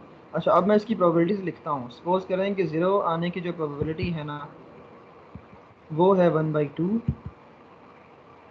1 आने की प्रोबेबिलिटी जो है वो है 0, -1 2 आने की जो प्रोबेबिलिटी है वो है -1/2, और 3 आने की प्रोबेबिलिटी जो है वो है 1। तो मुझे बताएं ज़रा ये किस तरह का प्रोबेबिलिटी मैथ्स फंक्शन है p जो कि मैंने डिफ़ाइन किया? हाँ जी, इसको ज़रा गौर से देखें कि अगर मैं इस तरह का मैथ्स फंक्शन दे दूँ आपको ये एक प्रोबेबिलिटी मैथ्स फंक्शन है जो वेरिएबल एक्स को प्रोबेबिलिटी असाइन कर रहा है। तो ज़रा इसको चेक करके बताइए किस तरह का मैथ्स फंक्शन है ये। सर ये चीज फिर तो ये पॉजिटिव नहीं रहेगी नेगेटिव ना, में क्यों है? क्योंकि ये तो फर्स्ट मुझे, कंडीशन ये है ना कि वो पॉजिटिव होना चाहिए। और हाँ, फर्स्ट कंडीशन ये है कि वेरिएबल की वैल्यूज़ नॉन नेगेटिव होनी चाहिए, और क्योंकि यहाँ पे एक वैल्यू 2 पर नेगेटिव आ रही है, जिसकी वजह से हम कहेंगे कि ये मैथ्स फंक्शन नहीं है। ठीक है, तो आपने यही आंसर इसमें देना है कि क्योंकि यहाँ पे 2 की प्रोबेबिलिटी नेगेटिव है, और ये फंक्शन जो कि ये वैल्यू साइन कर रहा है, ये प्रोबेबिलिटी मैथ्स फंक्शन नहीं हो सकता, ये कोई और फंक्शन हो सकता है, लेकिन प्रोबेबिलिटी मैथ्स फंक्शन नहीं हो सकता, क्योंकि प्रोबेबिलिटी मैथ्स फंक्शन हमेशा नॉन नेगेटिव वैल्यूज़ एसोसिएट करता है वेरिएबल की वैल्यूज़। ठीक हो गया। अब यहाँ पे मैंने जो नीचे 1 लिखा है वो सिर्फ कंफ्यूज करने के लिए लिखा है कि स्टिल सारी प्रोबेबिलिटीज़, सो कॉल्ड प्रोबेबिलिटीज़ का सम अभी भी 1 आ रहा है, तो इसका मतलब ये नहीं है कि ये मैथ्स फंक्शन बन जाएगा। मैथ्स फंक्शन के लिए हर वैल्यू का इंडिविजुअली जो है वो नॉन नेगेटिव होना भी ज़रूरी है। यहाँ पे सम 1 तो आ रहा है, लेकिन वैल्यूज़ नेगेटिव आ रही हैं इसमें। ठीक हो गया। और अगर यहीं पे मैं थोड़ी सी इसकी वेरिएशन करके अगर मैं यहाँ पे इसको 1/3 कर दूँ, तो अब क्या मसला है इस मैथ्स फंक्शन को? हाँ जी, सर अब जो प्रोबेबिलिटी है का जो सम है वो 1 नहीं आएगा। 1 नहीं 1 आएगा, तो अब दूसरा मसला, हाँ, अब सारी नॉन नेगेटिव तो हो गई हैं, लेकिन अब दूसरा मसला ये है कि प्रोबेबिलिटीज़ का सम 1 नहीं आ रहा है, राइट। तो इस वजह से अभी भी ये मैथ्स फंक्शन नहीं है। और अगर मैं अब ऐसे कर दूं जिस तरह से मैंने अभी लिखा है, तो अब चेक करें साहब मैथ्स फंक्शन है। जी सर अब है। यस सर अब है। अब है, अब इसमें कोई तभी मसला हो नहीं है, जाएगी। सारी की सारी, हाँ, अब ये हो जाएगा मैथ्स फंक्शन, क्योंकि अब सारी वैल्यूज़ नॉन नेगेटिव हैं और सबका सम 1 भी आ रहा है। सो अब ये बिल्कुल एक वैलिड एक मैथ्स फंक्शन बन गया, प्रोबेबिलिटी मैथ्स फंक्शन। तो बस इतनी सी चीज़ है। रैंडम वेरिएबल्स में पहली टाइप जो है वो है डिस्क्रीट रैंडम वेरिएबल्स की। वेरिएबल यहाँ पे finite number of values assume करेंगे, और उनका जो मैथ्स फंक्शन होगा वो उन फाइनाइट वैल्यूज़ को प्रोबेबिलिटीज़ असाइन करेगा, और उन प्रोबेबिलिटीज़ को चेक करना कि ये मैथ्स फंक्शन वैलिड है, तो आपने देखना कि सारी वैल्यूज़ नॉन नेगेटिव होनी चाहिए और सबका सम 1 होना चाहिए। तो बस इतनी सी बात है, और कोई इसमें मुश्किल चीज़ नहीं है। अब एक और एग्जांपल ले लें यहाँ पे जो ये मैं अंडरलाइन कर रहा हूँ, ये एक्सपेरिमेंट। अब देखो, अब क्योंकि आपने काफ़ी सारी मुख्तलिफ किस्म की एग्जांपल्स ले ली हुई हैं, तो मेरा ख्याल है कि अब सिर्फ मैथ्स फंक्शन को देख के आप गैस कर सकते हो कि ये एक्सपेरिमेंट कौन सा वाला है। तो ज़रा मुझे इसको एक्सप्लेन करके बताएं कि ये कौन सा एक्सपेरिमेंट था जिसमें इस तरह की वैल्यूज़ आएंगी वेरिएबल की और इस तरह की प्रोबेबिलिटीज़ आएंगी। हाँ जी, बताएं तो,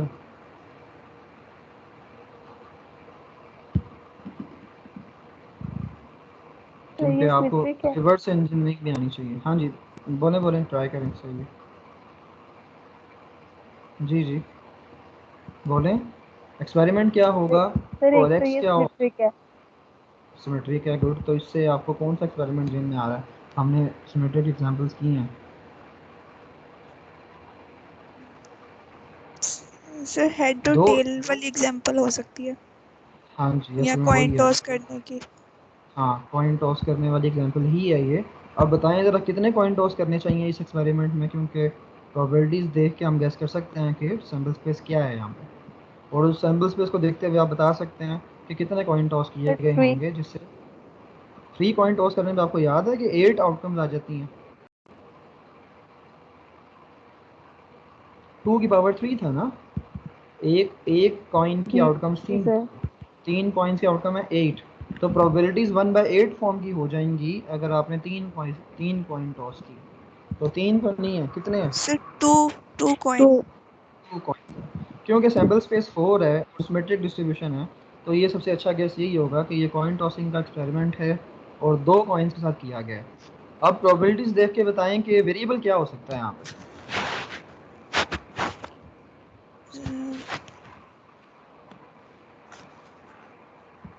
वेरिएबल की वैल्यूज़ कहाँ से कहाँ तक वेरी कर रही हैं, सर 0 से हेड, लेकर 2 तक। अगर हम नंबर ऑफ हेड को हेड्स। टॉस करें तो अगर हेड आने की प्रोबेबिलिटी जो है हाँ जी, वो 1/4 असल में है, जीरो टाइम नंबर ऑफ आने हेड, की। हाँ, 0 टाइम हेड आने की, क्योंकि दोनों टेल्स आ जाएं तो आपने कहा था कि ये दोनों टेल्स आने का मतलब है कि 0 हेड्स हैं और यहाँ पे एक ही आउटकम आएगी। फिर एक हेड आने के 2 वेज थे, एक था HT और एक था TH, TH। ठीक है। तो उसकी वजह से 2/4 हो गया प्रोबेबिलिटी ऑफ 1, और वो 2/4 को उसने 1/2 लिख दिए। और फिर 2 हेड्स आने का फिर से एक ही केस था और वो था HH, दोनों हेड। और दोनों हेड्स आने का वो एक ही केस था, और वहाँ से आपने 1/4 प्रोबेबिलिटी वो वाली निकाली। तो ये एक्सपेरिमेंट हमने चेक कर गेस कर लिए कि 2 कॉइन टॉस किए जाएं और वेरिएबल को नंबर ऑफ हेड्स पे, अब देखो आपने अपनी नोटेशंस में गलती नहीं करनी है। एक्स जो है यहाँ पे वो हेड इटसेल्फ हेड या टेल नहीं है, अदरवाइज हेड जो है वो कोई न्यूमेरिक चीज़ नहीं है। हेड जो है वो कॉइन की एक साइड है, इसको न्यूमेरिक वैल्यू तो नहीं नाम दे सकते आप। तो नंबर ऑफ हेड्स अगर आप नहीं कहेंगे तो एक्स जो है वो न्यूमेरिक वैल्यू नहीं एज्यूम करेगा।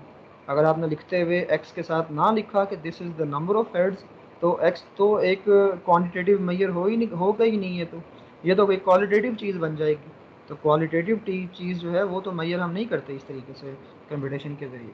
तो आपने बताना है कि अगर एक्स नंबर ऑफ हेड्स होगा तो फिर इसकी वैल्यू 0, 1, 2 होंगी।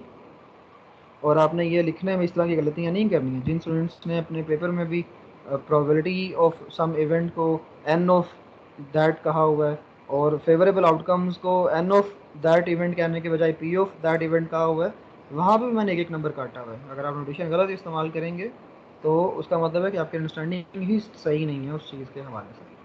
तो इस वजह से अगर आपने ये एक्सपेरिमेंट अब जज कर लिया कि ये 2 कॉइन टॉस थे और वेरिएबल नंबर ऑफ हेड्स है, तो अब आपका ये चीज़ बैलेंस हो रही है कि नंबर ऑफ हेड्स 0 से 2 तक वेरी करेंगे और यही प्रोबेबिलिटीज़ आएंगे जो आपने चेक की है।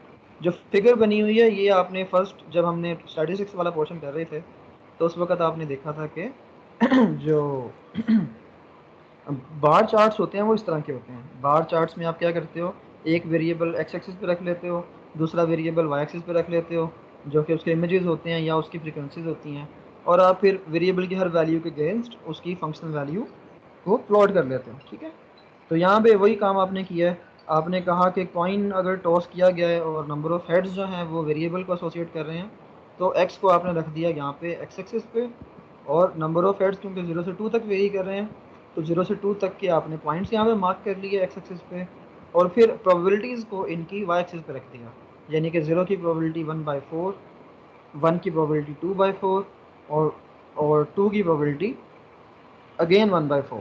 और ये यहाँ पे मार्क करने का फ़ायदा ये हुआ है कि आपको अब नज़र आ रहा है कि वेरिएबल जो है वो सिमेट्रिक है, ठीक है। क्योंकि हमने शुरू में सिमेट्रिक डिस्ट्रीब्यूशंस जो हैं वो देखी थी कि सिमेट्रिक डिस्ट्रीब्यूशंस कौन सी होती हैं। हमने कहा था कि अगर वो ऐसी डिस्ट्रीब्यूशन है कि अगर हम उन्हें फ्लिप कर दें, लेफ़्ट टू राइट रीड करें या राइट टू लेफ़्ट रीड करें या उनको हॉरिजॉन्टली फ्लिप करते हैं, तो वो सेम डिस्ट्रीब्यूशन होती है, ठीक है। यानी कि उसका एक सेंट्रल पॉइंट आप फिक्स कर सकते हो एक्सिस ऑफ रिफ्लेक्शन के हवाले से, और आप उस सेंट्रल पॉइंट के राइट साइड पे देखो तो जिस तरह की स्ट्रक्चर बन रहा है उस पॉइंट के सेंट्रल पॉइंट के लेफ्ट साइड पे भी वही स्ट्रक्चर बन रहा होगा। तो इससे आप गेस करते हो कि ये जो है सिमेट्रिक डिस्ट्रीब्यूशन है, ठीक है, दोनों तरफ से एक जैसी है। तो ये हेड कॉइन्स के जो आपने 4 कॉइन्स का एक्सपेरिमेंट किया था फर्स्ट एग्जांपल में वो भी सिमेट्रिक था, और ये जो 2 कॉइन्स का किया है ये भी सिमेट्रिक है, ठीक है। तो अगर मैं आपसे कहूँगा प्रोबेबिलिटी मास फंक्शन को प्लॉट करो तो आपने बार चार्ट बनाना, ठीक है, क्योंकि प्रोबेबिलिटी मास फंक्शन में डिस्क्रीट वैल्यूज़ होंगी एक्स एक्सिस पे। तो इस वजह से वो डिस्क्रीट पॉइंट्स आपने लगा लेने हैं, चाहे वो 2 हैं, 4 हैं, 6 हैं या 8 हैं, और उन 8 पॉइंट्स के अगेंस्ट वाई एक्सिस के ऊपर प्रोबेबिलिटी मार्क करते जाना है। और कम से कम इतनी क्लैरिटी हो, एग्जैक्ट तो ज़री पता नहीं प्लॉटिंग होती, लेकिन कम से कम इतनी क्लैरिटी हो कि प्रोबेबिलिटीज़ जो हैं वो नज़र आ रही हों कि वो सिमेट्रिक टाइप डिस्ट्रीब्यूशन बन रही है, बशर्ते कि वो वाकई सिमेट्रिक भी हो, सही है। तो इस तरह से आपने एक सर अप्रॉक्सीमेशन का सर ये प्रोबेबिलिटी मैथ फंक्शन में ये सिमेट्रिक का ज़रूरी है या फिर नॉन सिमेट्रिक भी आ सकता है कभी? नॉन सिमेट्रिक भी आ सकते हैं, नॉन सिमेट्रिक भी आ सकते हैं, बिल्कुल। अभी जो आपने प्रीवियस एग्जांपल की है जिसमें आपने ये $1 विन और $1 लूज़ करना था, तो उसमें आपने प्रोबेबिलिटीज़ को नोट किया है कि वहाँ पे तो कोई सिमेट्री नहीं है। वहाँ पे आपको प्रोबेबिलिटीज़ जो हैं वो 55, 39, 15, 1, 39, 15 और 1। तो यहाँ पे तो इस तरह से नहीं इसने मैच किया ना सिमेट्री में, तो इस वजह से जो है वो हम कह सकते हैं कि ज़रूरी नहीं है कि ये सिमेट्रिक जी हो। सर। एक बात और है यहाँ पे कि इसमें क्योंकि नंबर ऑफ हेड क्योंकि इसमें नंबर ऑफ वाइट और नंबर ऑफ रेड बॉल्स एक जैसे हो गए थे, और वाइट और रेड बॉल्स की वजह से ही हमारी विनिंग डिसाइड हो रही है, तो ये असल में डिस्ट्रीब्यूशन सिमेट्रिक ही है। उसने जो लिखा है इन इवेंट्स को वो सिमेट्री की तरतीब से नहीं लिखा। असल में जो अरेंजमेंट है ना, जो नंबर्स यहाँ पे लगे हुए हैं, वो अरेंजमेंट है पहले 1 आएगा, फिर 15 आएगा, फिर 39 आएगा, फिर 55 आएगा, फिर दोबारा 39 आएगा, फिर 15 आएगा और फिर 1 आएगा। तो आप देखोगे ये समय सिमेट्रिक ही बन रहा है। समझ रहे हैं? जी 55 सर। दरमियान, हाँ 55 दरमियान में, उसके दोनों तरफ 39 और 39 के दोनों तरफ 15 और 15 के दोनों तरफ 1। तो आप देखो कि ये असल में सिमेट्रिक है, वो उसने लिखने की तरतीब जो है वो सिमेट्रिक नहीं रखी। तो अगर हम सर इनका ग्राफ बनाएंगे तो फिर हम इसको तरतीब से लिख सकते हैं ग्राफ बनाते वक्त, बार ग्राफ। जी, क्योंकि जाहिर बात है जब आप उस एक्सपेरिमेंट में बार ग्राफ बनाएंगे एक्स का, तो एक्स वुड बी, एक्स क्या होगा, एक्स होगा आपकी विनिंग, है ना। तो विनिंग में आपने ऐसे थोड़ी करना है कि एक्स की वैल्यू पहले आपने 3 रख देनी है और फिर उसके साथ -3 रख देनी है। एक्स एक्सिस पे तो जी चीज़ें सर। उसी तरतीब से आनी है जिस तरह के नंबर आते हैं। जैसे फिर हम जब तरतीब से बनाएंगे तो फिर वो खुद ही सिमेट्रिक शो हो जाएगा बार ग्राफ के जरिए। जब आप उसको तरतीब से रखेंगे, यानी कि पहले -3, फिर -2, फिर -1, फिर 0, फिर 1, फिर 2, फिर 3, जब आप इनको उनकी एक्चुअल तरतीब से रखेंगे और जब फिर प्रोबेबिलिटीज असाइन करेंगे यहाँ पे, तो आप देखिएगा कि अब वो सिमेट्री की बन रही है। ठीक है, सही हो गया? जी सर। जी सर। चलो सर, आंसर ये हो गया। ओके, सो यहाँ पे उसने एक और एक्सपेरिमेंट को प्लॉट किया है और वो भी सिमेट्रिक ही है असल में। और अगर आप यहाँ पे इसको गौर से देखो प्रोबेबिलिटीज़ को, तो आप बता सकते हो कि ये एक्सपेरिमेंट अब कौन सा वाला। 1/36 प्रोबेबिलिटी आ रही है एक्सट्रीम। Dice role. हाँ, ये डाइस रोल किया गया है और डाइस रोल करते वक्त कितने डाइस रोल किए गए हैं? 2 डाइस। 2 सर। ताकि 6 स्क्वायर हो जाए, बिल्कुल सही। 2 डाइस रोल किए गए हैं ताकि 6 स्क्वायर जो है वो आपके पास सैम्पल स्पेस के आउटकम्स हो जाए। और फिर आपने उसमें से जो वैल्यूज़ अब वेरी की हैं यहाँ पे, रैंडम वेरिएबल की वैल्यूज़ वो गई हैं यहाँ पे 2 से लेके 12 तक। तो आप मुझे बता सकते हैं कि वेरिएबल क्या डिफ़ाइन किया होगा ताकि वैल्यूज़ 2 से 12 तक जाएँ? 2 डाइस के ऊपर कौन सा वेरिएबल है जो 2 से 12 तक मूव करता है? सर ऐसा हो सकता है कि हम लोग सम ले लें इनका, सम ही डाइस है, का। एग्जैक्टली यही है। एक्स जो है वो असल में सम ऑफ 2 डाइस है, और जब एक्स जो है वो दोनों डाइस के आउटकम्स को सम करोगे तो मिनिमम सम 2 बनेगा। क्योंकि यहाँ पे 1 शामिल नहीं है, तो यहाँ से आपको हिंट मिला है कि ये 2 से शुरू हो रहा है, तो ये दोनों आउटकम्स की, दोनों डाइस के आउटकम्स की मिनिमम सम है। तो ये सम ऑफ 2 आउटकम्स आ गया और वो मैक्सिमम दोनों 6 आ जाए तो 12 तक जाता है। और उसकी डिस्ट्रीब्यूशन जब आप प्रोबेबिलिटी पे प्लॉट करेंगे यहाँ पे वाई एक्सिस में प्रोबेबिलिटी के साथ, तो आप देखिएगा कि ये सिमेट्रिक डिस्ट्रीब्यूशन बन जाएगी। ठीक है, तो समझ आ रही है कि आप वेरिएबल को, सबसे पहला टाइप का वेरिएबल जो उसने यहाँ पे क्लासिफाई किया है वो डिस्क्रीट रैंडम वेरिएबल है विद सिमेट्रिक डिस्ट्रीब्यूशन। और इसमें आपके पास जो एक्सपेरिमेंट्स आ रहे हैं जो कि आपको इस तरह का वेरिएबल देंगे, डिस्क्रीट और डिस्क्रीट टाइप का और सिमेट्रिक टाइप का, वो हैं कॉइन टॉसिंग और डाइस रोलिंग वाले एक्सपेरिमेंट्स। ठीक हो गया?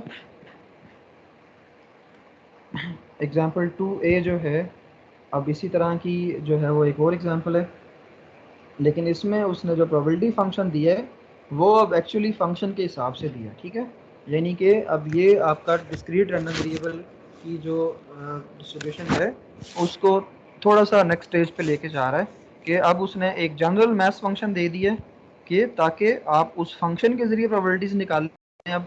क्योंकि अभी तक तो ये है कि आप प्रोबेबिलिटी को केस वाइज हर वेरिएबल की वैल्यू के अगेंस्ट खुद से उसकी प्रोबेबिलिटी बताते हैं या कैलकुलेट करते हैं, राइट? कि हर वैल्यू के लिए अलग अलग प्रोबेबिलिटीज़ कैलकुलेट कर लेते हैं। ये आपका सबसे जो था वो इजी लेवल था। अभी सेकेंड लेवल ये है कि आप सारी की सारी प्रोबेबिलिटीज़ को एक ही फंक्शन के तौर पे प्रेजेंट करें और उस फंक्शन में वेरिएबल की वो वाली वैल्यू पुट करने पे उसकी वही वाली वैल्यू प्रोबेबिलिटी की मिल जाए आपको। ठीक है, तो ये फंक्शन अब हर मैथ्स फंक्शन की फॉर्म में, एक ही कॉम्पैक्ट फंक्शन की फॉर्म में नहीं लिखा जा सकता। क्योंकि अगर एक ही फंक्शन उसको नहीं प्रोड्यूस कर रहा वैल्यूज़ को तो फिर हमें ज़रूरत नहीं है। हम अगर कुछ फाइनाइट वैल्यूज़ हैं तो हर के लिए अलग अलग प्रोबेबिलिटी बता दें तो ये भी काफ़ी है। लेकिन अब यहाँ पे देखें कि आई की वैल्यू 0 से लेके इन्फिनिटी तक जा रही है। इसका मतलब है कि ये इन्फिनिट वैल्यूज़ एज्यूम करने वाला एक रैंडम वेरिएबल है और स्टिल ये डिस्क्रीट है, क्योंकि हालांकि इसकी फाइनाइट वैल्यूज़ नहीं है। तो ये डिस्क्रीट का दूसरा केस है कि यहाँ पे फाइनाइट वैल्यूज़ के बजाय काउंटेबल मैनी वैल्यूज़ मिलेंगी। और डिस्क्रीट रैंडम वेरिएबल दो ही तरह के हो सकते हैं कि या तो उनकी वैल्यूज़ फाइनाइट हों या काउंटेबल हों। जब डिस्क्रीट रैंडम वेरिएबल की वैल्यूज़ अनकाउंटेबल हो जाएंगी तो उस वक्त वो फिर डिस्क्रीट नहीं रहेगा, वो फिर कंटिन्यूस हो जाएगा, ठीक है। और फिर हम उसको रियल डोमेन पे कंटिन्यूस वेरिएबल के अलग कैटेगरी में पढ़ेंगे। अभी जो डिस्क्रीट रैंडम वेरिएबल देख रहे हो आप, ये डिस्क्रीट हैं, इनकी वैल्यूज़ के दरमियान गैप्स आते हैं।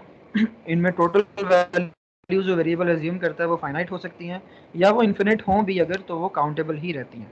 काउंटेबल होने का मतलब है कि जितने नेचुरल नंबर होंगे उतनी वैल्यूज़ ये एज्यूम करेगा। और यहाँ पे आप देखो कि 0 से इन्फिनिटी तक जो नंबर ऑफ़ वैल्यूज़ हैं वो 1 से इन्फिनिटी तक के नंबर ऑफ़ वैल्यूज़ के जितने ही हैं। तो आपने ये नहीं समझना कि यहाँ पे नेचुरल आउटकम्स नहीं है, नेचुरल नंबर्स के तौर पे नहीं है, बट स्टिल नेचुरल नंबर्स की इक्विवेलेंट सेट है होल नंबर्स का, तो ये उतनी आउटकम है।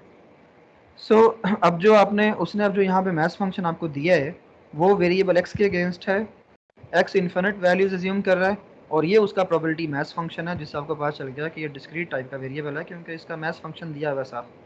मैथ्स फंक्शन के लिए आपको प्रीवियस 3 एक्सियम याद रहने चाहिए जो मैंने अभी बताए थे शुरू में, कि no negativity for each value और sum of the probabilities must be 1 और इंडिविजुअल हर प्रोबेबिलिटी 0 से 1 के दरमियान में रहेगी। अगर किसी एक वैल्यू पर 1 से बड़ी प्रोबेबिलिटी आ जाए या नेगेटिव प्रोबेबिलिटी आ जाए तो दोनों केसेस में पता चल जाता है कि मैथ्स फंक्शन गलत है। तो मैथ्स फंक्शन दिया हुआ है यहाँ पे, x की वैल्यू 0 से इन्फिनिटी तक भी दी हुई हैं। उसने कहा है कि where lambda is some positive value, lambda एक उसने पैरामीटर इंट्रोड्यूस कर दिया यहाँ पे, ठीक है। तो लैम्डा कोई भी जो है वो पॉजिटिव वैल्यू है, ठीक है। सबसे पहले केस में उसने कहा है कि x इज इक्वल टू 0 की प्रोबेबिलिटी निकाल के दिखाएं मुझे, और दूसरे केस में उसने कहा है कि ग्रेटर देन 2 की प्रोबेबिलिटी निकाल के दिखाएं, ठीक है। तो सबसे पहले आपने क्या करना है, अब सबसे पहले हमारा काम ये है कि इस प्रोबेबिलिटी मैथ्स फंक्शन में जो चीज़ें अननोन है उन्हें फाइंड किया जाए, क्योंकि उसने बता दिया कि ये वैलिड मैथ्स फंक्शन है तो ये मैथ्स फंक्शन के सारे एक्सियम्स को फुलफिल करेगा। तो उन्हें सामने रखते हुए हमने ये जो अननोन वैल्यू यहाँ पे आ रही है उसको कैलकुलेट करना सबसे पहले, ठीक है। तो उसने कहा कि क्योंकि ये मैथ्स फंक्शन है तो इस वजह से P of I for all values of I जो कि 0 से इन्फिनिटी तक जा रही हैं उन सब का सम जो है वो पी ऑफ आई लाजमी 1 देगा क्योंकि वो मैथ्स फंक्शन है। तो यहाँ पे function P of I put किया और आई को 0 से इन्फिनिटी तक वेरी किया और इसको 1 से इक्वेट कर दिया खुद हमने, क्योंकि हमें पता है कि सम 1 आना है। तो ये तो इन्फॉर्मेशन मिली है 1 से इक्वेट करने से, ये आपके पास एक इक्वेशन आ गई। और फिर दूसरी चीज़ आपको क्या मिली, आपको ये जो समेशन आपने दिया है यहाँ पे 0 से इन्फिनिटी तक लैम्डा रेज़ पावर आई ओवर आई फैक्टोरियल, ये असल में एक्सपोनेंशियल वेरिएबल की जो है वो पावर सीरीज एक्सपेंशन है। अगर आपको याद हो जो आप इंटरमीडिएट में भी ये चीज़ें कर चुके हो कि ई ऑफ एक्स की जो पावर सीरीज एक्सपेंशन है वो जो है वो यही है लैम्डा आई ओवर आई फैक्टोरियल। तो यहाँ से आप इसको ई ऑफ एक्स रख सकते हो सी के बाद, ठीक है, इस पूरे समेशन को। तो सी ई की पावर, अब यहाँ पे क्योंकि वेरिएबल लेमडा है एक्स के बजाय तो ये सी ई पावर लेमडा बन जाएगा और आपको इक्वेशन मिल जाएगी कि सी ई पावर लेमडा इक्वल्स 1, क्योंकि ये मैथ्स फंक्शन है सारी प्रोबेबिलिटीज 1 होंगी। सो सी ई पावर लेमडा वुड बी 1। तो यहाँ से आपको सी की वैल्यू मिल जाएगी इजीली कि सी आपके पास आ जाएगा ई एक्सपोनेंट में माइनस लेमडा, ठीक है। तो ये जो सी की वैल्यू आपने फाइंड की है ये वैल्यू आपने बैक वहाँ पे मैथ्स फंक्शन के अंदर पुट कर देनी है सी की जगह पे। तो उससे आपके पास ये अननोन वेरिएबल रिजॉल्व हो जाएगा, अननोन जो वहाँ पे आ रहा था सी, और ये आपका मैथ्स फंक्शन कंप्लीट हो जाएगा, ठीक है। अब आप क्या कर सर सकते हैं, जी जी बोले। सर ये तो जो हमने इक्वल टू मास प्रोबेबिलिटी को मास फंक्शन को 1 के इक्वल ले लिया, अगर ये हाँ हमें बताता कि ये हमने फाइंड करना तो फिर कैसे करते? देखिए ना ये जरा असल थोड़ा में, सा explain। हाँ आपने क्या फाइंड करना होता, आपने असल में उसने कहा है ना कि ये मैथ्स फंक्शन है और उसमें एक वेरिएबल आपको नज़र आ गया अननोन। तो इसका मतलब यही है कि वो आपसे एक्सपेक्ट कर रहा है कि क्योंकि ये मैथ्स फंक्शन है तो उसकी इंफॉर्मेशन को यूज़ करते हुए, मैथ्स फंक्शन की प्रॉपर्टीज़ को यूज़ करते हुए आप वो वेरिएबल खुद ही फाइंड कर सकते हैं। तो इस वजह से उसने वहाँ पे सी छोड़ दिया मैथ्स फंक्शन में। अदरवाइज़ अगर इजी एग्जांपल कोई मिल जाए आपको कहीं से तो उसमें कोई भी जो है वो अननोन वेरिएबल नहीं होगा। यहाँ पे मैथ्स फंक्शन सिंपल जो है वो सारी फिक्स्ड चीज़ों से ही बना होगा, और डायरेक्ट वहाँ पे अगर x की वैल्यू 0 की प्रोबेबिलिटी चाहिए तो डायरेक्ट वहाँ पे 0 रखेंगे x को तो वो मिल जाएगी प्रोबेबिलिटी।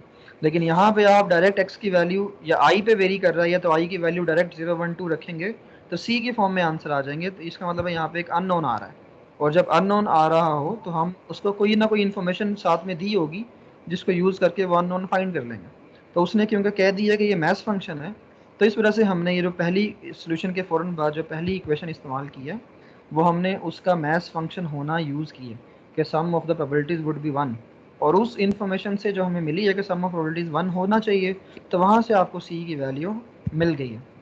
समझ आ रही है सी की वैल्यू कैसे ठीक है। मिली है ना? Yes sir. हाँ, अब यस। आपको मैं कोई यस फंक्शन चेंज, अगर मैं कोई आपको फंक्शन थोड़ा चेंज कर दूं और मैं आपसे कहूँ कि इसमें मेरा कोई के वेरिएबल आ गया यहाँ पे, और आप क्योंकि ये, और मैं बता दूं कि ये मैथ्स फंक्शन है, तो सबसे पहली इन्फॉर्मेशन यही होगी कि आप summation of all the probabilities को 1 के इक्वेट करके 1 से, तो आप वो अननोन फाइंड कर लेंगे वहाँ से, और उसको कोई भी प्रोबेबिलिटी निकालने से पहले वापस मैथ्स फंक्शन में रखेंगे और फिर आप प्रोबेबिलिटीज़ फाइंड करना शुरू करेंगे। ठीक है, तो अब देखो उसने दो ही चीज़ें पूछी थी कि x इज इक्वल टू 0 की प्रोबेबिलिटी बताएं और x ग्रेटर देन 2 की प्रोबेबिलिटी बताएं। ठीक है, तो अब देखें उसने आपसे नहीं कहा कि आप सी फाइंड करें, क्योंकि जाहिर बात है जब आपने x इज इक्वल टू 0 की प्रोबेबिलिटी बतानी है तो उसमें कोई अननोन तो नहीं होना चाहिए ना, वो तो प्रोबेबिलिटी होनी चाहिए सिर्फ। तो इसका मतलब है कि आप पहले खुद ही वो अननोन फाइंड करेंगे और बाद में प्रोबेबिलिटी देंगे। तो वहाँ से आपने खुद ही अननोन फाइंड करके वापस मैथ्स फंक्शन में रखा e की power minus lambda. Maths function में रखने के बाद आप देखेंगे अब x इक्वल टू 0 की प्रोबेबिलिटी फाइंड करना तो कोई मुश्किल काम नहीं था, जिसको मैंने अभी टिक की है। इस इक्वेशन में आपने क्या करना है, आपने जस्ट x की वैल्यू 0 पुट कर देनी है अपने मैथ्स फंक्शन में, और वहाँ पे क्योंकि वो p ऑफ i की फॉर्म में है तो i को 0 पुट करना है सिर्फ, और कुछ भी नहीं करना। तो i को 0 पुट करेंगे तो लैम्डा की पावर 0 ओवर 0 फैक्टोरियल हो जाएगा, वो है 1 डिवाइड बाई 1, और जवाब आ जाएगा c, और c आपने निकाल लिया है कि वो e की पावर माइनस लैम्डा के बराबर है।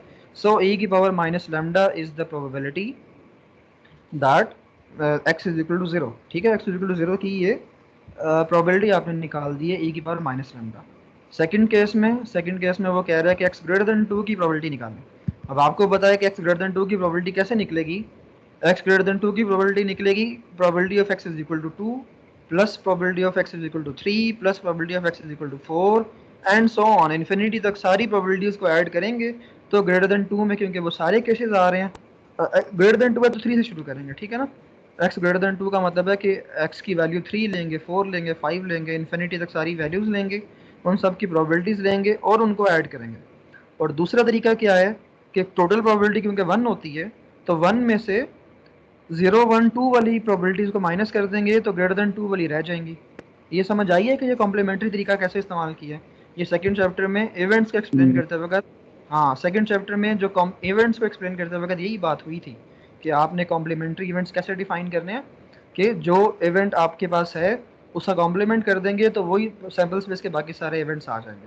तो x ग्रेटर देन 2 की सारी प्रोबेबिलिटीज को कंसिडर करने का मतलब ये है कि टोटल आउटकम्स में से लेस देन इक्वल टू 2 वाली निकाल दें तो बाकी ग्रेटर देन 2 वाली रह जाएंगी। तो इसलिए आपने यही किया कि 1 में से probability of x less than और इक्वल टू 2 माइनस कर दी, जिससे probability of x greater than 2 रह गई। और x लेस देन और इक्वल टू 2 की प्रोबेबिलिटी आसान है, उसमें सिर्फ 3 केस हैं, 0 1 और 2 वाले। ठीक है, तो आपने 1 में से क्या किया, probability of x is equal to 0 minus किया, probability of x equals 1 minus किया, और probability of x equals 2 minus किया। यहाँ तक समझ आ गया ना ये ग्रेटर देन 2 को कैसे आपने सिंप्लीफाई किया है। अदरवाइज आप क्या करते, 3 से इन्फिनिटी तक सारी प्रोबेबिलिटीज को ऐड करते। समझ आ गई? तो आपने शॉर्टकट किया, आपने ये किया कि 1 में से इसका कॉम्प्लीमेंट माइनस कर दिया, और आपने उस कॉम्प्लीमेंट के सिर्फ 3 केस थे वो आपने निकाल लिए। वो कैसे निकाले, x is equal to 0 case 1 में निकाल चुके हो कि वो है e की पावर माइनस लैम्डा। अब x इज इक्वल टू 1 कैसे निकालेंगे, कौन बताएगा? Probability of x is equal to 1 निकालनी है, कैसे निकलेगी वो? Sir i is equal to 1 रखेंगे, i इज इक्वल टू 1 जो रखेंगे, हमारे पास। जवाब क्या आ जाएगा? रीड कर सकते हैं वहाँ से, i इज इक्वल टू 1 रख के क्या जवाब आएगा? Sir lambda lambda 1 sir over e आई की पावर 1 का माइनस फैक्टोरियल। लैम्डा और साथ में लैम्डा। हाँ, तो 1 का फैक्टोरियल तो 1 ही हो गया डिनोमिनेटर में, तो क्या बच गया, यानी कि सी लैम्डा सी लैम्डा, और सी की वैल्यू रखनी है आपने यहाँ पे, सी जवाब में नहीं सी छोड़ना आपने। आपके किसी वो जवाब में e सी की नहीं आना पावर चाहिए। Minus lambda. हाँ, सी की वैल्यू आपने रखनी है, तो सी की वैल्यू आ जाएगी के पावर माइनस लैम्डा, और बाकी लैम्डा की पावर 1/1 फैक्टोरियल, तो वो आपने सिंप्लीफाई कर लिया कि लैम्डा ई माइनस लैम्डा रहेगा। और इसी तरह बिल्कुल इसी तरह आपने लैम्डा एक्स इक्वल्स 2 के लिए निकाल लेना है, और एक्स इक्वल 2 का मतलब है कि आई को 2 रखना पड़ेगा, और आई 2 रखेंगे तो लैम्डा स्क्वायर ओवर 2 फैक्टोरियल, और साथ में सी जो कि उसकी वैल्यू है ई की पावर माइनस लैम्डा। तो ये सारी आपने 1 में से माइनस कर दी, तो यहाँ से आपको प्रोबेबिलिटी मिल गई एक्स ग्रेटर देन 2 की। समझ आ गई है? ठीक हो गया ये सारा? आसान है ना, ये मुश्किल तो नहीं है? समझ आ रहा है कि ये आपने कैसे दोनों प्रोबेबिलिटीज निकाली हैं? और अब इस बार आपने मैथ्स फंक्शन को इस्तेमाल किया है। आपको एक इन्फिनिट वैल्यूज़ की डोमेन वाला एक मैथ्स फंक्शन दिया गया है, और वो मैथ्स फंक्शन आपको हर पॉइंट पे प्रोबेबिलिटी देगा, और आपने उसको यूज़ करते हुए 0 और ग्रेटर देन 2 की प्रोबेबिलिटीज बताई हैं। अच्छा जी, चलो जी, ये काम तो जो आपको समझ आ गया तो फिर बहुत अच्छी बात है। अगर नहीं कोई चीज़ कहीं कंफ्यूज करती है कोई चीज़, तो क्वेश्चन आप पूछें ताकि वो कन्फ्यूजन रिजॉल्व हो जाए।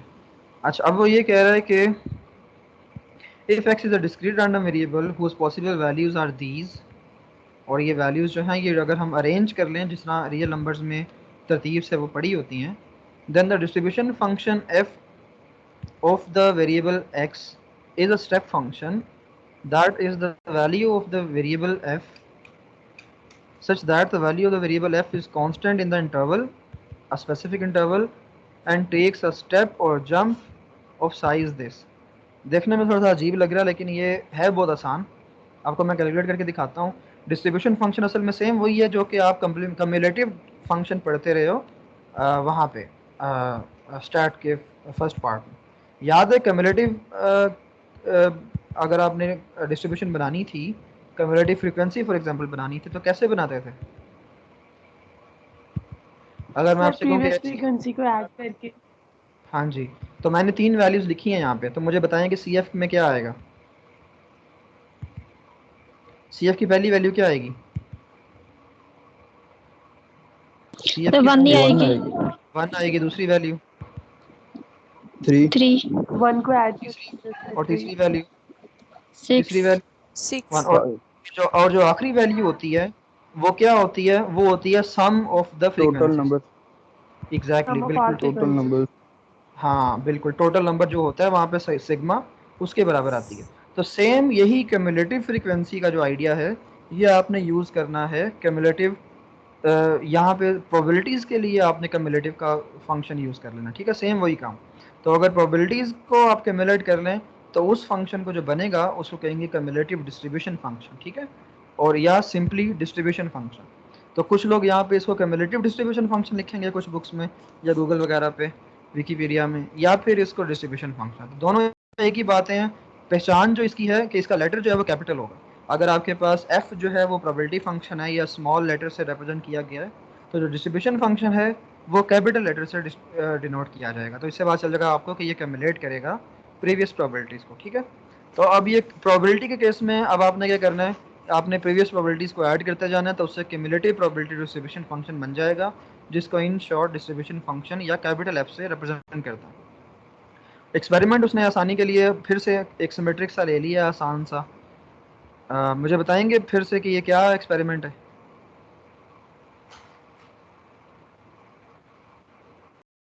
एक्सपेरिमेंट क्या है ये जिसका ये प्रोबेबिलिटी मैथ्स फंक्शन दिया हुआ है? सर 3 कॉइन्स के। क्वीन को टॉस करने के लिए हो सकता है, और 3 वेरी क्वींस को नाइस, टॉस करेंगे। Very good. 3 कॉइन्स को टॉस किया गया है क्योंकि यहाँ पे 8 आउटकम्स आ रही हैं डिनोमिनेटर में, और फिर प्रोबेबिलिटीज जो हैं वो फिर ये रैंडम वेरिएबल क्या बना होगा यहाँ पे? रैंडम रैंडम वेरिएबल, वेरिएबल यहाँ पर अच्छा प्रोबेबिलिटी फॉर 1 हेड और 1 टेल। अच्छा एक मिनट लिसन, अगर यहाँ पे ना आउटकम्स अगर 8 आ रही हैं ना, तो फिर ये असल में जो रैंडम वेरिएबल की वैल्यूज हैं वो इसने 1 से लेके 4 तक वेरी की हैं, और आप देख रहे हो कि वो नंबर ऑफ कॉइन्स 3 है, तो इसका मतलब है कि यहाँ पे 4 हेड्स तो नहीं आ सकते ना, 3 तक ही जाएंगे। तो इसलिए इस केस में जो है वो हो सकता है कि उसने एक जस्ट एक ना अजम्पशन के तौर पे एक मैथ्स फंक्शन ले लिया है। ज़रूरी नहीं है कि उसका कोई एक्सपेरिमेंट भी हो, सिर्फ उसने मैथ्स फंक्शन जो है वो क्यूमुलेटिव फंक्शन की एग्जांपल देने के लिए खुद से डिफाइन कर दिया। ठीक है, तो प्रोबेबिलिटीज देख लो 1/4, 1/2, 1/8 और 1/8। तो अगर मैं इन सब को 8 की फॉर्म में लिखूं तो आसान हो जाएगा इसको सम करना, क्योंकि सिर्फ न्यूमरेटर ऐड करने पड़ेंगे ना। तो मैंने इसको भी 8 की फॉर्म में लिख लिया और मैंने इसको भी 8 की फॉर्म में लिख लिया। तो अब देखो कि टोटल प्रोबेबिलिटीज़ का सम जो है वो 1 नज़र आ रहा है, ठीक है ना। कि न्यूमरेटर ऐड करो 2 + 4 + 1 + 1 तो 6 ये हो गया और 7 और 8, ठीक है, 1 नज़र आ रहा है। तो इसका मतलब है सारी नॉन नेगेटिव वैल्यूज़ हैं और 1 0 से 1 के दरमियान में है, सम 1 है। सो एक वैलिड जो है वो मैथ्स फंक्शन आपको मिल गया वहाँ से, ठीक है। और अब आपने तरतीब से x की वैल्यू उसकी तरतीब के हवाले से, यानी कि पहले 1 की वैल्यू, फिर 2 की वैल्यू, फिर 3 की वैल्यू, फिर 4 की वैल्यू तरतीब से रख दी आपने। और फिर आपने जो है ना उसके बाद आपने उसको कम्युलेट करना शुरू किया। तो कम्युलेट करने का रूल क्या है? कम्युलेट करने का रूल ये है कि जो पहली क्लास होगी, जब कम्युलेटिव फ्रीक्वेंसी बनाते हैं तो आप पहली क्लास को पहली क्लास के बराबर वैल्यू देते हैं। यहाँ पे उसने सिर्फ ये असम्पशन ली है कि डोमेन अगर मैं पूरी रियल अज्यूम कर लूँ तो पहली क्लास जहाँ से शुरू हो रही है उससे प्रीवियस डोमेन की वैल्यूज़ पे हम 0 रहने देते हैं, क्योंकि वहाँ पे फंक्शन डिफाइन ही नहीं था। सो मैथ्स फंक्शन जहाँ पे डिफाइन नहीं है वहाँ पे हम कर देते हैं 0। ज़ाहिर बात है एक्स की वैल्यू 1 से शुरू हो रही है तो लेस देन 1 पे तो पी ऑफ एक्स डिफाइंड नहीं है ना, जो पी आपको दिया है यहाँ पे मैथ्स फंक्शन, ये जो p है इसकी वैल्यूज 1 से शुरू हो रही है, राइट। तो 1 से शुरू होने का मतलब है कि 1 से पहले ये फंक्शन डिफाइन नहीं है। सो लेस देन 1 पे उसको 0 कर देते हैं, सिर्फ कंप्लीट एक सेंस देने के लिए, ठीक है। फिर उसके बाद जो पहली वैल्यू आती है x की वो आती है 1। तो 1 से लेके अगली वैल्यू से पहले पहले अगली वैल्यू क्योंकि 2 पे आनी है तो 2 से पहले पहले 1 से लेके 2 से पहले पहले ये आपकी पहली क्लास बन जाएगी और इसकी प्रोबेबिलिटी पहली प्रोबेबिलिटी आ जाएगी, यानी कि 2/8 कह लो या 1/4 कह लो। फिर 2 पे अगली क्लास शुरू हो जाएगी जब, तो वो जाएगी 2 से शुरू होगी और 3 से पहले ख़त्म होगी वो। इस क्लास की प्रोबेबिलिटी क्या हो जाएगी? प्रीवियस क्लास की प्रोबेबिलिटी 1/4 प्लस करंट क्लास की प्रोबेबिलिटी, जो कि है कितनी थी करंट क्लास की? 4/8, 4/8 बनती है 1/2, ठीक है। तो ये हो गई 6/8। 6/8 को आप 3/4 भी लिख सकते हो। समझ आ रहा है ये कि सेकंड क्लास कैसे निकाली है? असल में थर्ड क्लास बन गया है फिलहाल वो। Yes sir. आपने उसके बाद अगली वैल्यू 3 से जब शुरू होगी और 4 से पहले ख़त्म होगी, उसमें पहली 3 प्रोबेबिलिटीज़ का सम आप कर दोगे और यानी कि प्रीवियस वाली में 1/8 भी ऐड कर दोगे तो वो आ जाएगी। और फिर उसके बाद आखिरी वैल्यू जो है, हाँ, और उसके बाद आखिरी वैल्यू जब आखिरी 1/8 आपने 7/8 में ऐड किया तो 4 और उसके बाद की प्रोबेबिलिटीज़ जो हैं वो उसके बराबर हो जाएंगी। और जब 1/8 वो आखिरी उसमें ऐड होगा 7/8 में तो वो 1 आ जाएगा, यानी कि आखिरी क्लास की प्रोबेबिलिटीज़ के कॉलम के सम के बराबर आ जाएगी। और ये निशानी है कि आखिरी क्लास में 1 आ जाना कि आपका डिस्ट्रीब्यूशन फंक्शन सही बना है, ये सही कैलकुलेट कर रहा है प्रोबेबिलिटीज़ को। और सारी प्रोबेबिलिटीज़ को ऐड करने के बाद आखिरी क्लास में प्रोबेबिलिटी 1 हो चुकी है, जिसका मतलब है कि प्रीवियस सारी प्रोबेबिलिटीज़ अब ऐड हो चुकी हैं। समझ आ रही है ना? ये क्यूमुलेटिव फंक्शन है, ये आम क्यूमुलेटिव फंक्शन जिस तरह होते हैं प्रीवियस प्रोबेबिलिटीज़ को ऐड करने वाला। ठीक है, बना लेंगे क्यूमुलेटिव फंक्शन किसी भी इवेंट का या किसी मैथ्स जी फंक्शन सर। दिया हो। हाँ जी, मैथ्स फंक्शन दिया हो तो उसका क्यूमुलेटिव फंक्शन बनाना बिल्कुल एलिमेंट्री सा काम है। ये सर बना लें। Very good, okay. तो अब उसका प्लॉट भी किया हुआ है यहाँ पे। डिस्ट्रीब्यूशन फंक्शन का जो प्लॉट है असल में कैपिटल F जिसको रिप्रेजेंट किया है। बस सब खाना शुरू करें, मैं आ रहा हूँ। अच्छा जी, तो ये क्यूमुलेटिव फंक्शन जो है उसका प्लॉट यहाँ पे किया हुआ है और इसकी जो निशानी है वो इस तरह की है कि लास्ट जो प्रोबेबिलिटी एक तो स्टेप फंक्शन के तौर पे आएगा और उसके बाद जो आखिरी जो प्रोबेबिलिटी आखिरी जो स्टेप होगा वो 1 होगा। सही है, तो इससे अगर मैं 2-3 ग्राफ दे दूँ और आपसे कहूँ कि इसमें से कौन सा ग्राफ जो है वो मैथ्स फंक्शन का है और कौन सा क्यूमुलेटिव फंक्शन का है यानी कि डिस्ट्रीब्यूशन फंक्शन का है, तो आपने देखना कि अगर तो स्टेप्स 1 पे ख़त्म हो रहे हैं और इंक्रीजिंग ऑर्डर में है।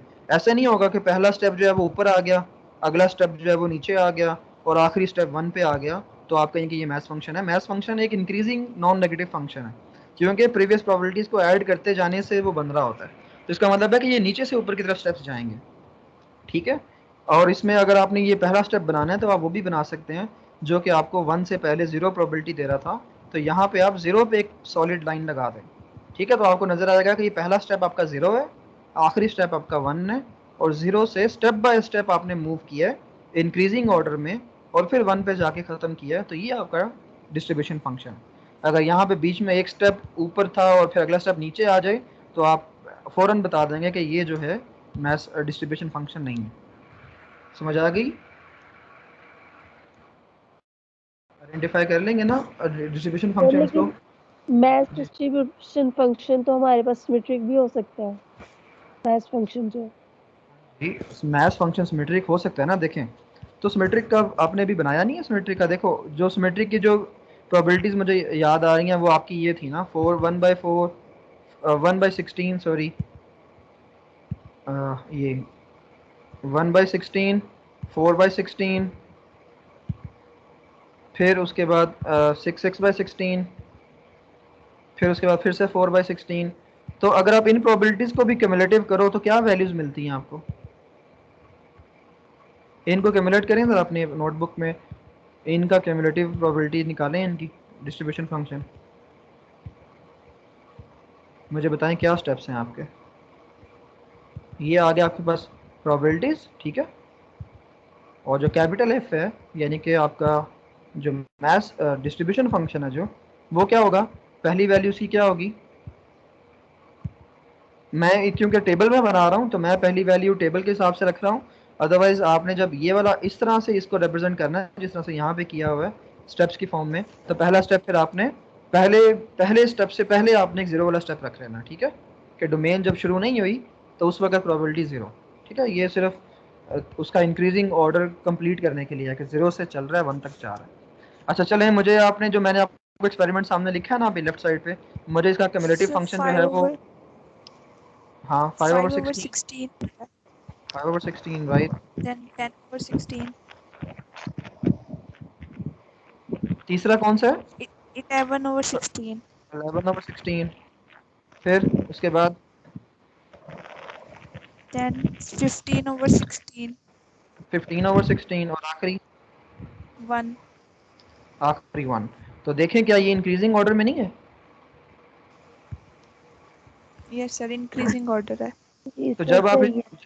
जब आप इनको प्लॉट करेंगे तो पहला स्टेप जीरो रख दीजिएगा, यानी कि 1 से पहले की डोमेन के लिए जीरो। फिर उसके बाद 1/16 5/16 11/16 15/16 और आखिर में 16/16।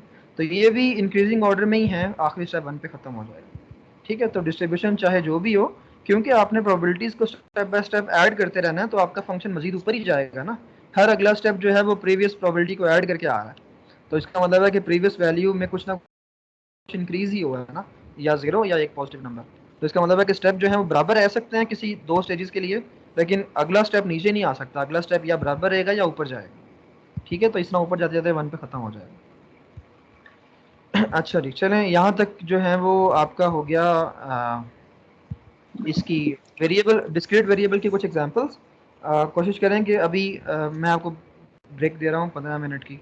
15 मिनट की ब्रेक में आप ये जो डिस्ट्रीब्यूशन फंक्शन तक आपने ये केसेस देखे हैं मुख्तलिफ रैंडम वेरिएबल्स के, इनको रिवाइज कर लें या जो है वो कुछ खा भी लें 15 मिनट, ठीक है। मैं आपको 15 मिनट के बाद ज्वाइन करता हूँ, एक्सपेक्टेड वैल्यू से शुरू करेंगे, सही है।